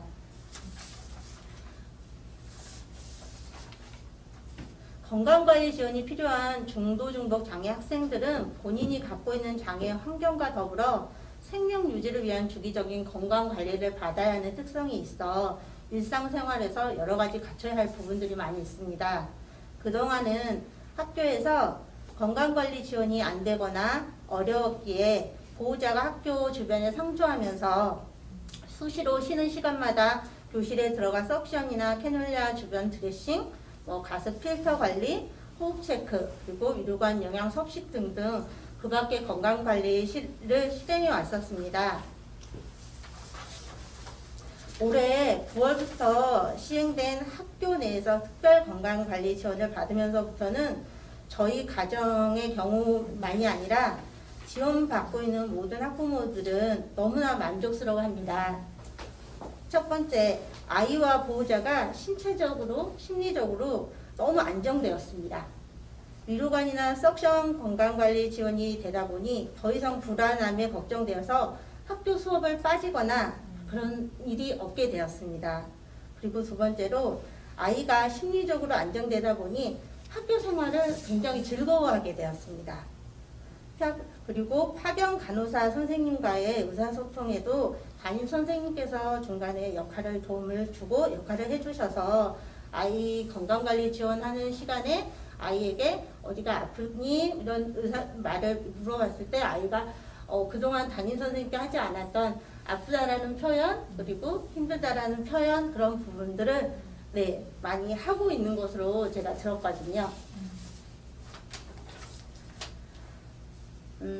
파견 간호사 선생님과의 직간접적인 의사소통으로 가정에서 저희 같은 경우 위로관 부위가 염증이 생기거나 피가 나거나 했을 때 학교에서 이제 연계해서 확인도 해주시고 그다음에 체크도 해주셔가지고 더 이상 집으로 돌아올 때까지 아이가 이게 어떻게 될까 걱정스러운 마음을 하지 않아도 된다는 점이 아주 좋습니다. 네, 그리고 평소 가정에서 이루어지는 위로관이나 석션 관리에 저희가 알고 있는 상식이나 알고 있는 그 관리에 문제점이 있는 경우에도 파견 간호사 선생님께서 교육과 상담을 통해서 아이에게 보다 안전한 관리를 해줄 수 있다는 점이 또 좋습니다. 그리고 보호자들은 학교에 상주하지 않아도 되니 그 장애 자녀 외에 비장애 자녀를 돌볼 수 있고 가정을 충실할 수 있고 그래서 그 가정 생활에 좀 더 힘을 쏟을 수 있다는 점입니다. 그래서 보호자 저 같은 경우에도 양육 스트레스도 감소되고 너무 좋습니다. 다만 이제 저희 이 사업을 받으면서 다소 아쉬웠던 부분은 특별 건강관리 지원에 있어서 체계적인 매뉴얼이 구체적으로 이렇게 나와 있지 않다는 말씀을 제가 학교에서 들었거든요. 그래서 그런 부분 때문에 학교마다 지원해주는 이렇게 체계가 조금씩 다르고 지원해주는 방법이라든가 그런 게 조금 달라서 그런 부분이 다소 아쉬웠습니다.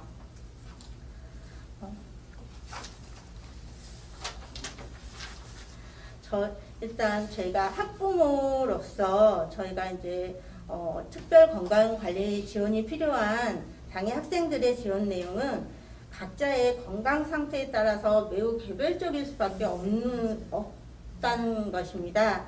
그 장애 학생들의 건강관리 지원에 관해 별도 상담이 학기 초에 이루어지고 상담에는 장애 학생과 학부모 그리고 담임교사 선생님, 보건교사 선생님 그리고 파견 간호사 선생님 등 직접적인 당사자 그룹이 포함되어야 한다고 생각합니다.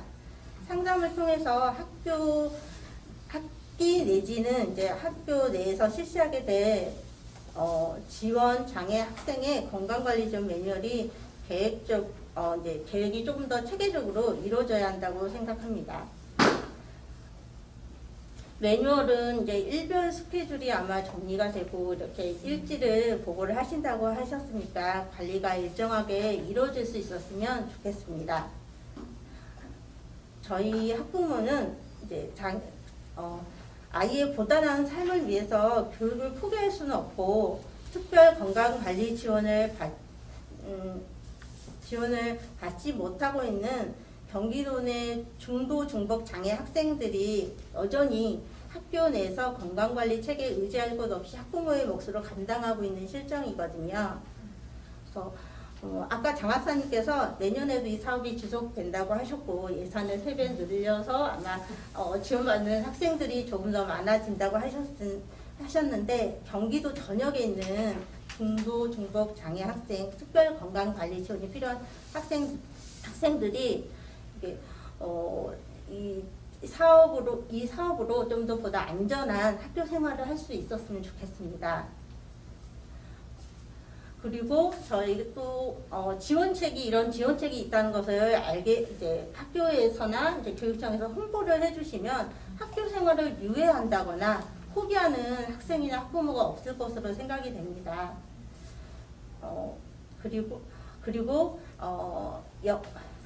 죄송합니다.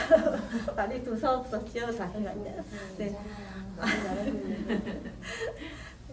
저희가 이제 이 사업이 단기가 아니라 이제 장기적인 플랜을 가지고 지속되기를 저희 학부모들은 희망을 하고요. 저희 이제 내년부터도 아이가 학교 내에서 몸도 마음도 안정적으로 수업을 받으면서 즐겁게 교육받을 수 있었으면 좋겠습니다. 감사합니다. 네. 되게 마음이 와닿는 말씀 많이 해주셨습니다. 물론 저희 연구 결과 보고에도 들어있는 내용이긴 하지만 어머니께서 또 다시 한번 말씀해 주시니까 조금 더 경청해서 반영할 수 있도록 해야 될 것 같습니다.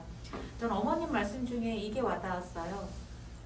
가정에서는 일상생활 지원인데 학교에 오면 의료 지원이 된다. 사실 아이가 경관영양을 하는 것은 어떻게 보면 우리가 일반 식사하는 것처럼 꼭 반드시 필요한 일상의 일이지만 학교에서는 그런 것들이 의료행위로밖에 지금 인정될 수 없는 여러 가지 여건들이 있습니다. 그래서 우리 선생님들도 우리 아이들 지원하고 싶지만 그러지 못한 아쉬움이 남아있는 거고요. 또 이런 것들을 해결해내기 위한 앞으로도 지속적인 어떤 정책적인 변화 그리고 연구 이런 것들이 이루어져야 되지 않을까라는 생각이 듭니다. 네, 다음으로 넘어가기 전에 우리 학부모님께서 발표를 해주셔서 지금 사전 질문으로 들어온 것 중에 하나 읽어드리려고요. 학부모님께서 의견 주셨는데 한번 읽어보겠습니다. 경기도에 재학 중인 건강관리 지원이 필요한 학생들 모두가 차별 없이 지원받을 수 있도록 특수학교 학급, 복합학급에서 적어도 한 명씩이라도 지원될 수 있게 희망합니다. 또한 명목상으로만 건강관리 지원이 되지 않도록 실제적인 석션이나 경관영양 등이 이루어질 수 있도록 희망합니다. 경기도교육청 특수교육과에서 컨트롤타워 역할을 제대로 이루어지려면 적어도 건강관리 지원할 학생의 지원 일과표, 주기적인 학부모, 담당교사, 보건교사 등과 같은 분들과의 협의 이런 것들이 동반되어야 될 것 같습니다. 라고 의견을 주셨어요. 질문은 아니고 의견을 주셨는데 이게 어머님이 말씀하신 어떤 매뉴얼적인 문제, 당사자 포함 이런 이야기들을 해당하지 않을까라는 생각에서 지금 읽어드렸습니다. 네, 사실은 이제 이게 지속적인 정책으로 안착할지는 아직은 확실하지 않지만 우리 장사님이 약속하신 대로 내년은 저희가 하고 있을 것 같아요. 그래서 지금 짧은 시간이지만 파견 간호사로서 특수학교에서 여러 아이들의 경관영역과 석션을 관리해 주셨던 참좋은병원의 김한나 간호사님이 어떤 생각과 느낌이 있으셨는지 한번 들어보도록 하겠습니다. 네. 안녕하세요. 참좋은병원 파견간호사 김한나입니다. 제가 3개월 동안 병원에서 파견이 돼서 한산학교에 근무를 하게 되었는데요. 처음에는 3개월이라는 시간이 너무 짧아서 이 사업을 할까 말까 엄청 많이 고민을 많이 했어요. 근데 막상 저도 아이가 있고 해서 학교란 곳에 이제 중증 아이들이 있다고 하니 한번 제가 지원을 가서 도움이 되는 건 어떨까 하는 마음에 한번 이제 파견을 하게 되었는데요.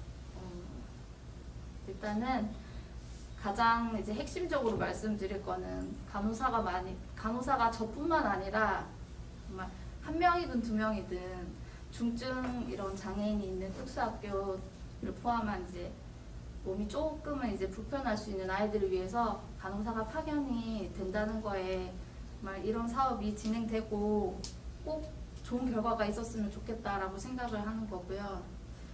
저희는 이렇게 아무렇지 않게 숨을 쉬고 있는데 저희 한사랑 죄송합니다. 한사랑학교 아이들은 이제 가끔 이제 숨을 안 쉬기도 하고 또 호흡을 하다가 가끔 이제 또 멈추기도 하고 그런 경우도 되게 많아요. 그래서 뭐 제가 근무를 하는 그 짧은 3개월이라는 시간 동안에도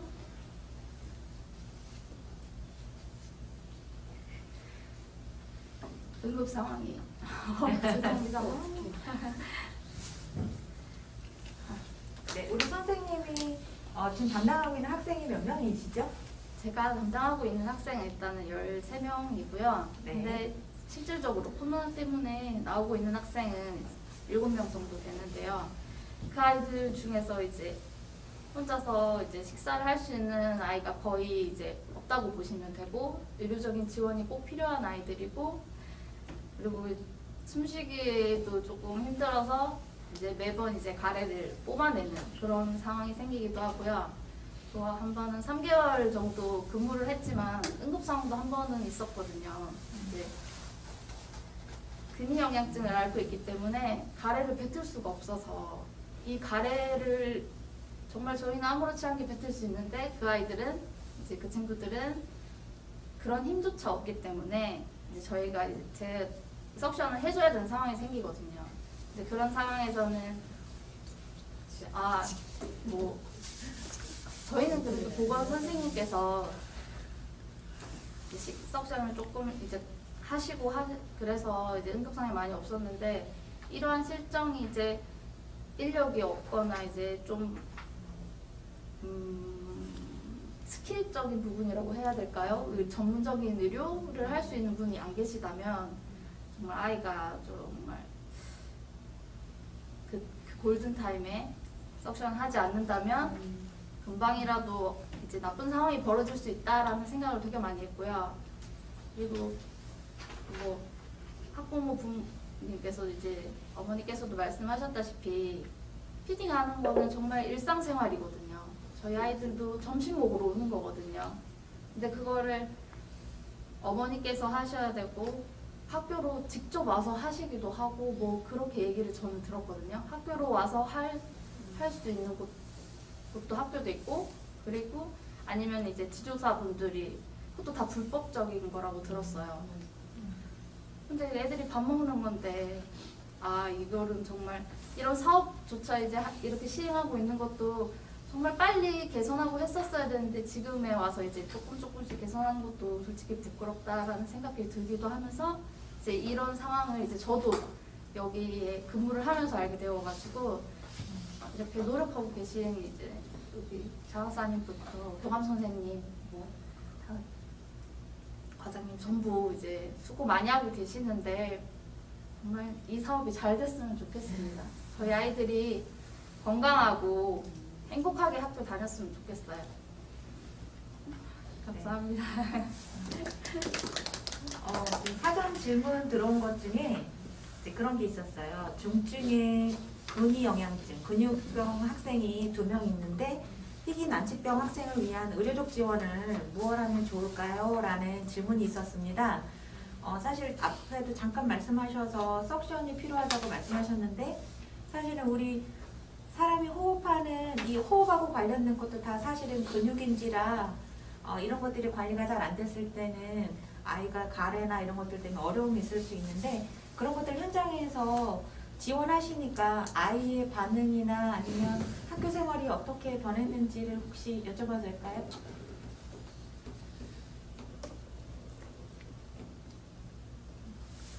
저희 한사랑 학교에도 근위영양증을 진단받은 친구가 2명이 있어요.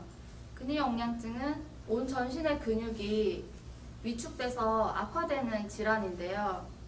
호흡 근육이 악화되면 몸속에 있는 기침이나 가래, 혼자 뱉을 수 없기 때문에 이 가래들이 쌓여서 덩어리를 만들고 이 덩어리 때문에 인후들을 맞게 되면 근위영양증을 앓고 있는 학생은 호흡 곤란이 오게 돼요. 아까도 말씀드렸다시피 저희 학교에서도 이런 응급 상황으로 인해서 구급차를 불러 몇 차례 응급실을 간 사례로 제가 알고 있거든요. 제가 근무하는 3개월이라는 시간 동안에도 이런 일이 발생을 했었고 다행히 골든타임에 석션을 했기 때문에 이제 응급실까지 가는 일은 없었는데 이런 일을 예방하고자 저희 학교에서는 근위영양증 학생들에게 석션과 가래 배출에 용이한 네뷸라이저 지원을 하고 있고요. 그리고 체위 배액이라고 해서 이제 흉부 타진이나 그런 걸로 이제 폐하에 붙어 있는 가래를 떨어뜨릴 수 있는 그런 간호를 제공하고 있어요. 그래서 친구들 일단은 그래도 어머니께서 많이 만족해 하시고 마음이 이제 편하게 아이들을 맡길 수 있다고 하셔서 저도 굉장히 보람을 느끼면서 일하고 있습니다. 네. 이렇게 이 자리에 참석해 주신 세 분의 말씀을 좀 들어봤는데요. 이분들한테 질문이 좀 사전에 들어온 것들이 있습니다. 우리 김현주 강사님을 포함해서 그래서 몇 가지 이제 질의응답으로 넘어가 보려고 하는데요. 잠깐 이제 사전을 정리해서 한번 말씀을 드리면 오늘 진행된 자료집을 받고 싶어요. 가능할까요? 라고 질문 주시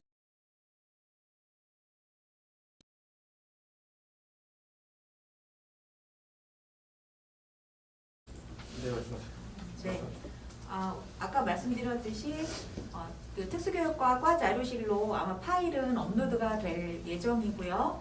보고서 자료는 저희가 예산에 한계가 있어서 우리 신청해 주신 선착순 50분에게 5편으로 보내드릴 예정입니다.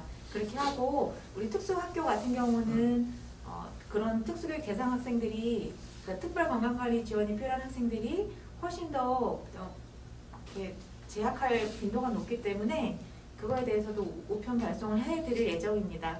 그리고 요거에 대해서 좀 더 문의가 필요하시면 특수교육과 김현수 장학사님이나 우리 한사랑학교의 오지훈 선생님에게 연락 주시면 자료에 대한 공유는 진행하도록 하겠습니다. 댓글창에 이렇게 간단하게 메모 올려주시면 좋을 것 같아요. 네, 질문으로 넘어가 보겠습니다. 그 전에 우리 그 학부모님께서 사실은 자녀 때문에도 바쁘신데 이 자리에 참석해 주셨거든요. 그래서 우리 어머님 먼저 혹시 마지막으로 혹시 소감이나 꼭 전하고 싶은 말씀 있으시면. 네, 아까 저희 발표 시간에 충분히 말씀을 드리긴 했는데 지금 경기도 교육청하고 일단 장학사님 그리고 교원 선생님 모든 분들께서 애써주셔서 지금 저희 아이가 건강하고 행복한 학교 생활을 하고 있다고 믿고 있습니다. 그래서 저희도 가정도 편안해지고 아이도 훨씬 안정되었고요. 그래서 이 사업이 조금 더 초기 이제 시범 사업이었기 때문에 학교마다 조금 다른 점이 있었지만 그거를 조금 더 체계화되고 매뉴얼해서 내년, 내후년 계속 지속된 사업으로 연계되어서 조금 더 발전적인 사업이 되었으면 좋겠습니다. 너무 감사드립니다. 네, 어머니 감사합니다. 네, 다음 질문으로 한번 넘어가 보도록 하겠습니다. 우리 김현수 강사님한테 들어온 질문인데요. 네. 네. 특수학급에 건강관리 지원이 필요한 학생이 배치된 경우 학부모 입장에서는 특수교사가 그러한 지원까지 해주기를 희망하시지만 특수교사가 학부에서부터 그런 전공을 하고 현장에 나오진 않습니다. 그래서 의학 지식과 기술이 없는 상태에서 섣불리 의료사고가 생길까봐 많이 걱정스럽습니다. 라고 답변을 하셨어요. 물론 아까 발표하시면서 결과로도 좀 재원과 결과로 말씀해 주셨는데 네, 일단은 사실 아까 제가 마지막에도 말씀드렸는데 배치 체계의 문제입니다. 일단은 안전하게 우리 학생들이 학교를 다닐 수 있어야 되거든요. 그런데 안전하지 않은 곳에 지금 우리 학생들이 배치되고 있는 거죠. 네, 그래서 사실은 가장 안전한 곳은 어떻게 보면 병원일 수 있어요. 그래서 병원에 입원하고 있거나 또 병원에서 치료를 받고 있는 학생들을 위한 병원 학교 같은 것이 일단 필요하고요. 그리고 퇴원해서 이제 가정에서 이제 학교를 다니는 학생들 같은 경우에는 물론 학교에서 가장 가까운 학교를 다니면 좋은데 그런 것을 저희가 지금 다 충족해 드리지 못하고 있기 때문에 가급적이면 지역에 한두 학교 정도에 이렇게 학생들이 좀 모여 있다면 그렇게 배치를 한다 그러면 조금 더 수월하게 이런 지원을 앞으로 할 수 있지 않을까 이렇게 생각을 하고요. 모든 특수교사 선생님들이 의료적 지원이 필요한 특별건강관리 지원이 필요한 지원을 다 할 수는 없습니다. 그 선생님들이 다 책임져서 할 수도 없고요. 당연히 이렇게 교육청에서 또는 국가에서 또는 지자체에서 아까 우리 이제 공공의료 쪽에서도 말씀해 주셨지만 그런 것이 그 마을에 또는 그 지역사회에 하나의 그 학교도 포함이 돼서 당연히 지원을 해줘야 되는 거죠. 나아간다면 뭐 보건소라든지 또는 지역에 있는 그런 공공성을 띠고 있는 병원에서 학교에 와서 필요한 학생들에게 지원을 해주는 것이 맞다고 생각하고요. 그것이 저희가 내는 세금으로 국민건강보험 제도도 운영이 되고 있고 그래서 그렇게 더 나아가야 된다라고 생각을 하고 있습니다. 네, 그 정도 말씀드리겠습니다. 네, 감사합니다. 다음은 우리 우세호 부의사님께 질문이 있는데요. 네. 안산에서 학생들을 지원한 구체적인 사례들에 대해서 듣고 싶습니다라고 하셨어요. 네. 안산은 지금 이제 대원초하고 소모초에서 신청을 하셨어요. 네, 특수학급이네요, 그러면? 네, 특수학급이고요. 그 어울림반, 대원초는 어울림반인데 제가 소모초는 학급반을 잘 모르지만, 예, 어울림반은 내내 이제 두 곳으로 나가는데 둘 다 경관 영양을 하는 친구들이고요. 그리고 되게 그 질환들이 식이성 난치 질환이에요. 예, 그래서 아이가 이제 그 여러 가지로 그 여러 도움이 많이 필요한 자주 움직이고 그래서 그런 아이가 있었고 하나에는 연화곤란이 있어가지고 계속 이제 침을 이렇게 흘려야 되는 상황이고 그래서 저희 선생님이 이 아이들의 경관 영양을 해야 되는데 그 시간이 딱 30분 차이가 다행히 나는 거예요. 그래서 그걸 이제 어머니한테 전화를 해서 저희가 이게 시간이 딱 맞지 않으면 안 되는데 마침 두 어머님이 서로 알고 계셨어요. 예. 그래서 그러면 10시 반, 11시니까 저희가 얼른 하고 그쪽으로 넘어가겠다 이렇게 해서 시간 좀 조절을 했었었고요. 그 다음에 맨 처음에 이제 이 둘 중에 한 학교에 있는 학부모님은 이것을 우리 아이 혼자만 이렇게 받아도 되냐고 좀 미안하시더라고요. 그래서 근데 이제 어찌됐든 저희가 이제 가서 간호 선생님이 치료를 해주고 또 이제 경관 영양을 해주는 걸 들으시고는 너무 감사하다고 이 사업이 계속 됐으면 좋겠다고 하셨고요. 또 한 아이 학생의 어머니는 처음에는 이제 반신반의 하셨어요. 그러다가 처음에는 꺼즈를 좀 더 지원해 주셨으면 어때요? 맨 처음에 이제 저희가 이제 시린지라고 해서 그 경관 영양을 줄 때 쓰는 주사기가 있거든요. 이제 그거를 맨 처음에 지원해 드렸더니 그 다음에 꺼즈를 주시면 어때요? 그 다음에는 이제 튜브라고 그래가지고 또 이제 큐브가 있어요. 그래서 점점 이제 요청이 많아지시는 거예요. 예, 그래서 저희가 어찌됐든 위탁을 받고 있으니 그 정도는 지원이 가능합니다 하고 했고 보니까 실제 막 그 부위가 빨갛게 막 이렇게 그 발적이 일어나기도 해서 우리 선생님이 계속 보고 문제가 있으면 또 이렇게 약간 처치도 해드리고 그래서 일단은 저희도 이 그 두 학교를 가면서 정말 저도 좀 반성하는 건데 학교 현장이 되게 열악하구나. 정말 열악하고 그리고 아이가 그 피딩하는 시간이 있어요. 그 시간에 별도의 이런 공간이 없는 거예요. 그래서 그 약간 옆에 이렇게 그 스펀지 매트를 이렇게 치고 거기에서 이제 아이가 이제 막 왔다 갔다 하면 이거 잡고 이제 이런 걸 이제 우리 간호사 선생님도 하시면서 학교에서 정말 필요하구나 간호사가 그리고 이제 선생님들도 너무 어쨌든 의료적으로 궁금한 게 있었는데 온 그 시간에는 꼭 여쭤보신대요. 그래서 이런 경우는 어떻게 해야 하죠? 아까 첫 번째 질문에서도 이제 혹시 특수교사 선생님들이 이제 의료적 지식이 없는데 그거 어떻게 하냐 그랬는데 저희 뭐 간호사 선생님이 중환자실의 경험도 있고요. 그리고 뭐 요양시설에도 요양원에 어르신도 살폈던 그런 경험치가 많은 분이 가십니다. 아까 상록학교에 있는 파견된 선생님도요. 자기 학생만 보시는 선생님이에요. 그래서 저희가 이거 아무나 보내지 않고 이렇게 경험치가 훌륭하신 분들을 보내니까 그런 점은 물론 이제 만에하나 사고가 있을 수 있지만 그런 것들 서로 믿고 신뢰하는 그런 관계가 있으면 저는 충분히 헤쳐나갈 수 있을 거라 생각이 듭니다. 네, 저희 안산에서의 사례는 이렇습니다. 네, 말씀 감사합니다.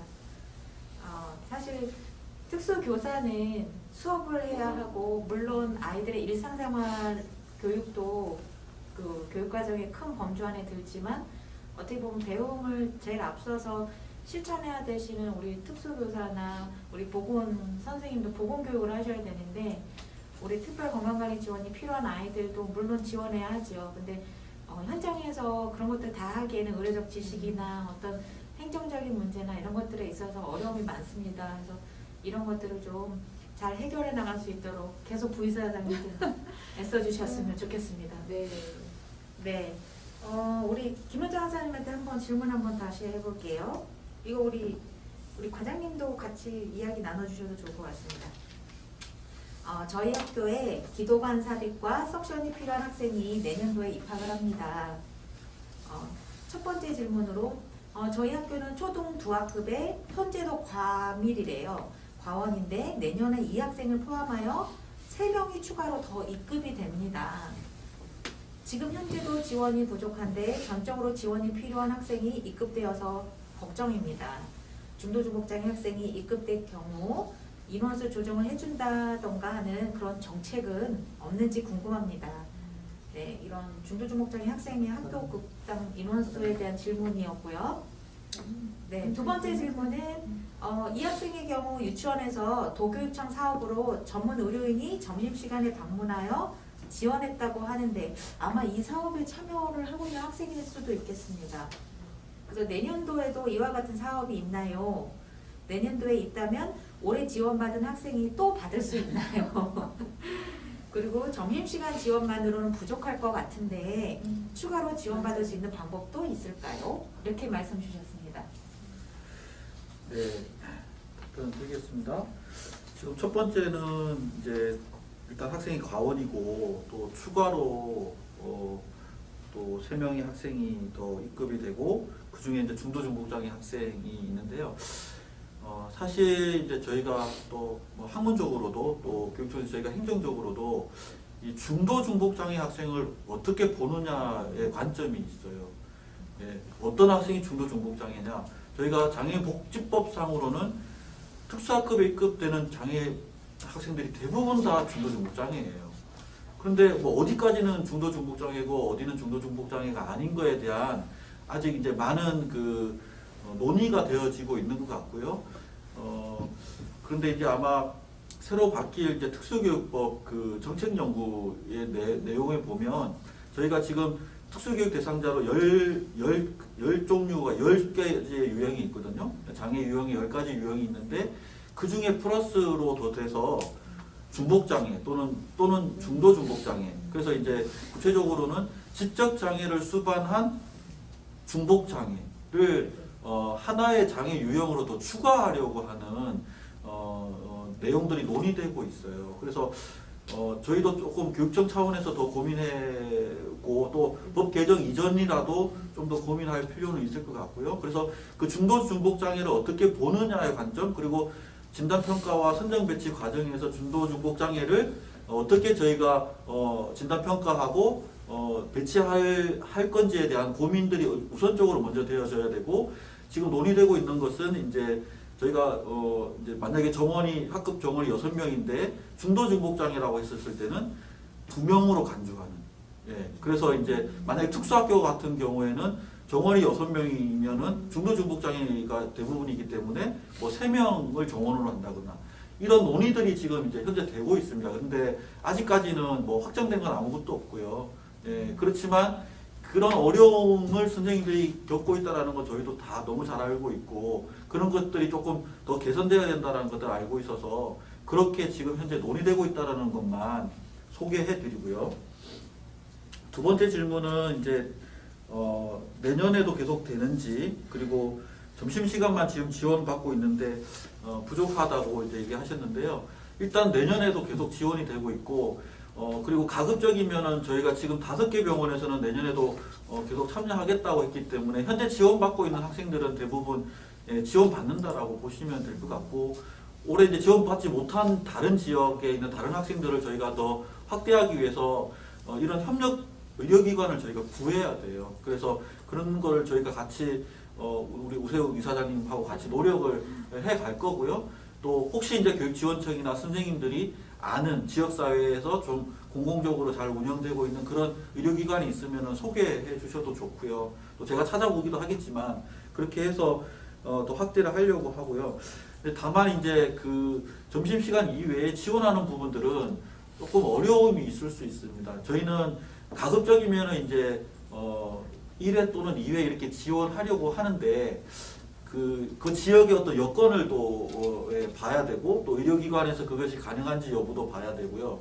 예, 그렇기 때문에 조금 그런 것들은 지금 대충 어떤 학생인지는 알겠는데 지금 답변을 드리기는 조금 애매할 것 같고 지금 이제 많이 필요한 학생들은 저희는 간호사를 상주하려고 합니다.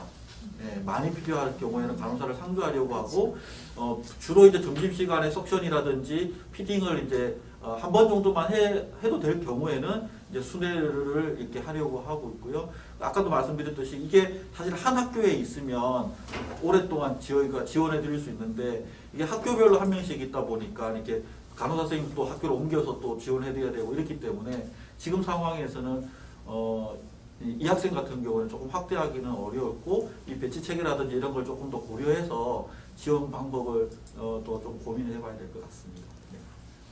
네, 감사합니다.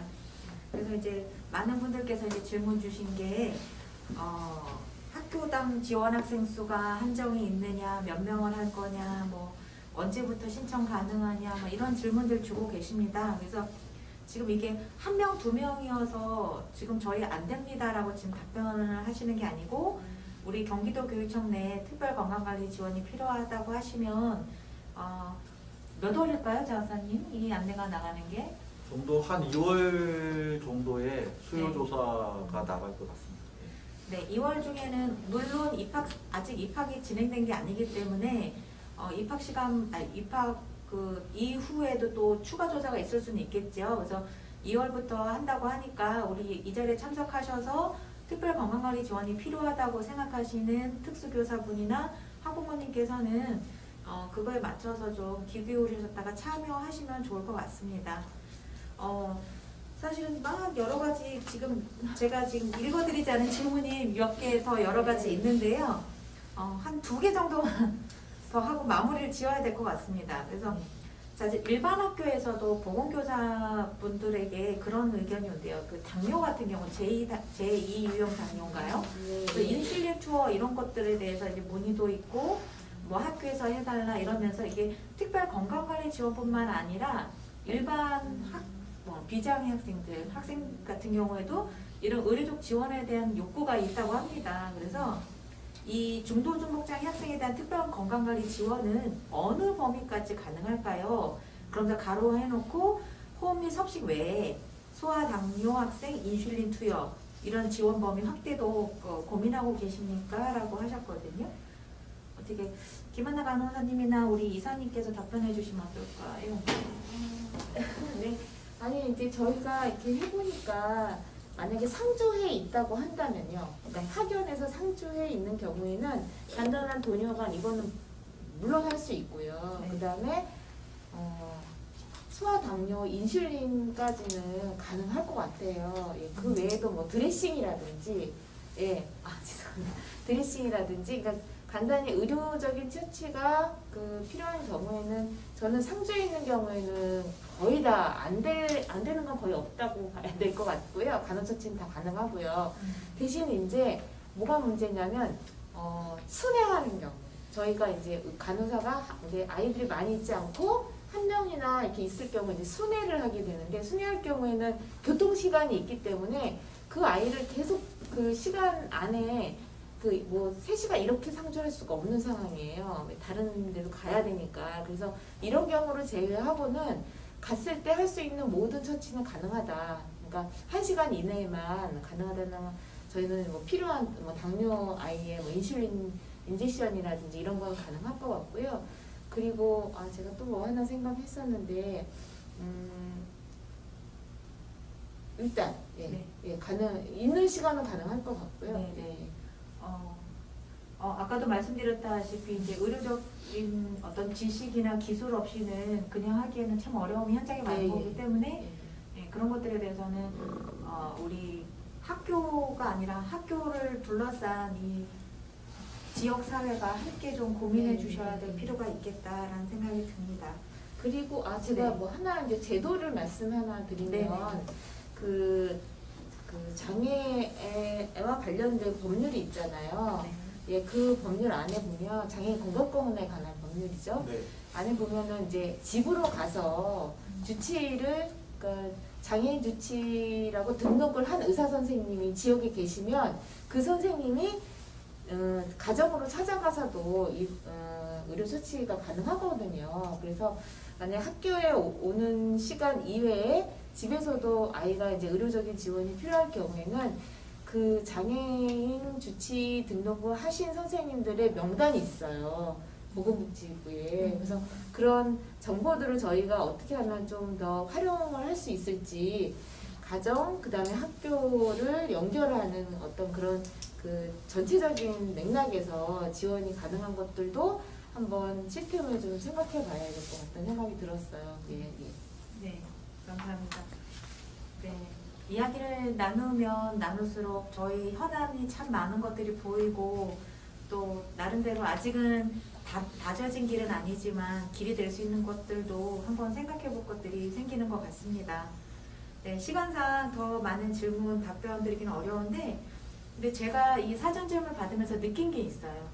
우리 중도, 중복, 그러니까 중증의 장애 학생들을 가르치는 선생님들께서 특별히 이 특별 건강관리 지원뿐만 아니라 이런 중증의 아이들을 위한 교육과정, 아니면 일상생활 지도를 위한 뭐 신변 처리 훈련, 또 뭐였죠?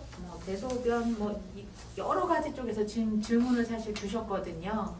그래서 지금 시간이 된다 그러면 이런 것도 간단하게 자료 소개를 좀 해드리려고 했었는데 그만큼 우리 현장에서 우리 선생님들이 우리 학생들의 성장을 위해서 많은 고민을 하고 계시고 그 고민을 해결할 수 있는 어떤 출구를 찾지 못해서 그런 것들이 같이 질문으로 올라오지 않았을까라는 생각이 듭니다. 그래서 앞으로도 이렇게 다양한 정말 다양한 아이들한테 맞는 맞춤의 교육과 서비스가 될 수 있도록 좀 지속적으로 관심과 노력이 필요하지 않을까라는 생각했습니다. 네, 그래서 좀 이게 한정된 시간 안에 우리 이 자리에서 지금 모든 질문에 답을 드리지 못했는데요. 우리 마무리하면서 우리 과장님께서 혹시 이 자리에서 들으시면서 약속해 주실 거 아니면 좀 소감이나 이런 거 말씀해 주시면 좋을 것 같습니다. 네. 우리 감독님이 목소리를 크게 하라고 지시하셔서 크게 하겠습니다. 두 가지를 말씀드리고 싶어요. 정말 이 의료적 지원이 시작할 때 정말 난항을 많이 겪었어요. 교육부하고의 문제도 있었고, 회원들하고의 문제도 있었고, 예산상의 문제도 있었고, 경기도 특수교육과가 정말 용기를 내어서 이 의료적 지원을 시작했는데, 다행히도 우리 보물 장학사 김현수 장학사님의 노력으로 일단 저희가 큰 삽을 뜬 것 같아요. 그리고 오늘 정말 우리가 다짐하는 시간이 또 됐고요. 그리고 특수교사들이 정말 현장에서 다양한 장애를 가진 다양한 의료적 지원이나 전문적 지원을 요구하는 학생들을 바라보면서 가슴 먹먹한 시간이 많았을 텐데요. 이제 물꼬를 트기 시작했다. 이게 어떤 제도적으로나 아니면 정책적으로 이 특수교육과뿐만 아니라 지역의 여러 보건복지부나 같이 연계해서 현장께서 이 큰 물꼬를 피워서 우리 학생들이 학교에서나 가정에서나 전문적인 지원 인력의 어려움으로 고통받고 이런 일들은 이제 없어야 되겠다. 그거에 경기도 특수교육과, 경기도교청 특수교육과 모두 다 힘을 합쳐서 계속 전진할 것이다. 이런 약속을 드리겠습니다. 여기 계신 모든 분들 시작하는데 정말 모두 다 열심히 하셨고 열정을 쏟아부어 주셨는데 다른 특수교육인 지역사회 기관 여러분들도 함께 했으면 좋겠습니다. 네. 네, 감사합니다. 사실 우리 과장님께서는 우리 경기도 특수교육의 살림을 총괄하고 계시다 보니 정말 바쁘신데 처음부터 끝까지 이 자리에 앉아서 다 경청해 주시고 마지막에 또 이렇게 의지까지 다져주셔서 감사합니다. 속담에 한 아이를 키우기 위해서는 온 마을이 필요하다고 한다고 합니다. 그 우리 아이들 하나하나를 위해서 지금 많이 노력하시는 분들이 이 자리에서 나름의 성과를 보여주셨다 생각하고요.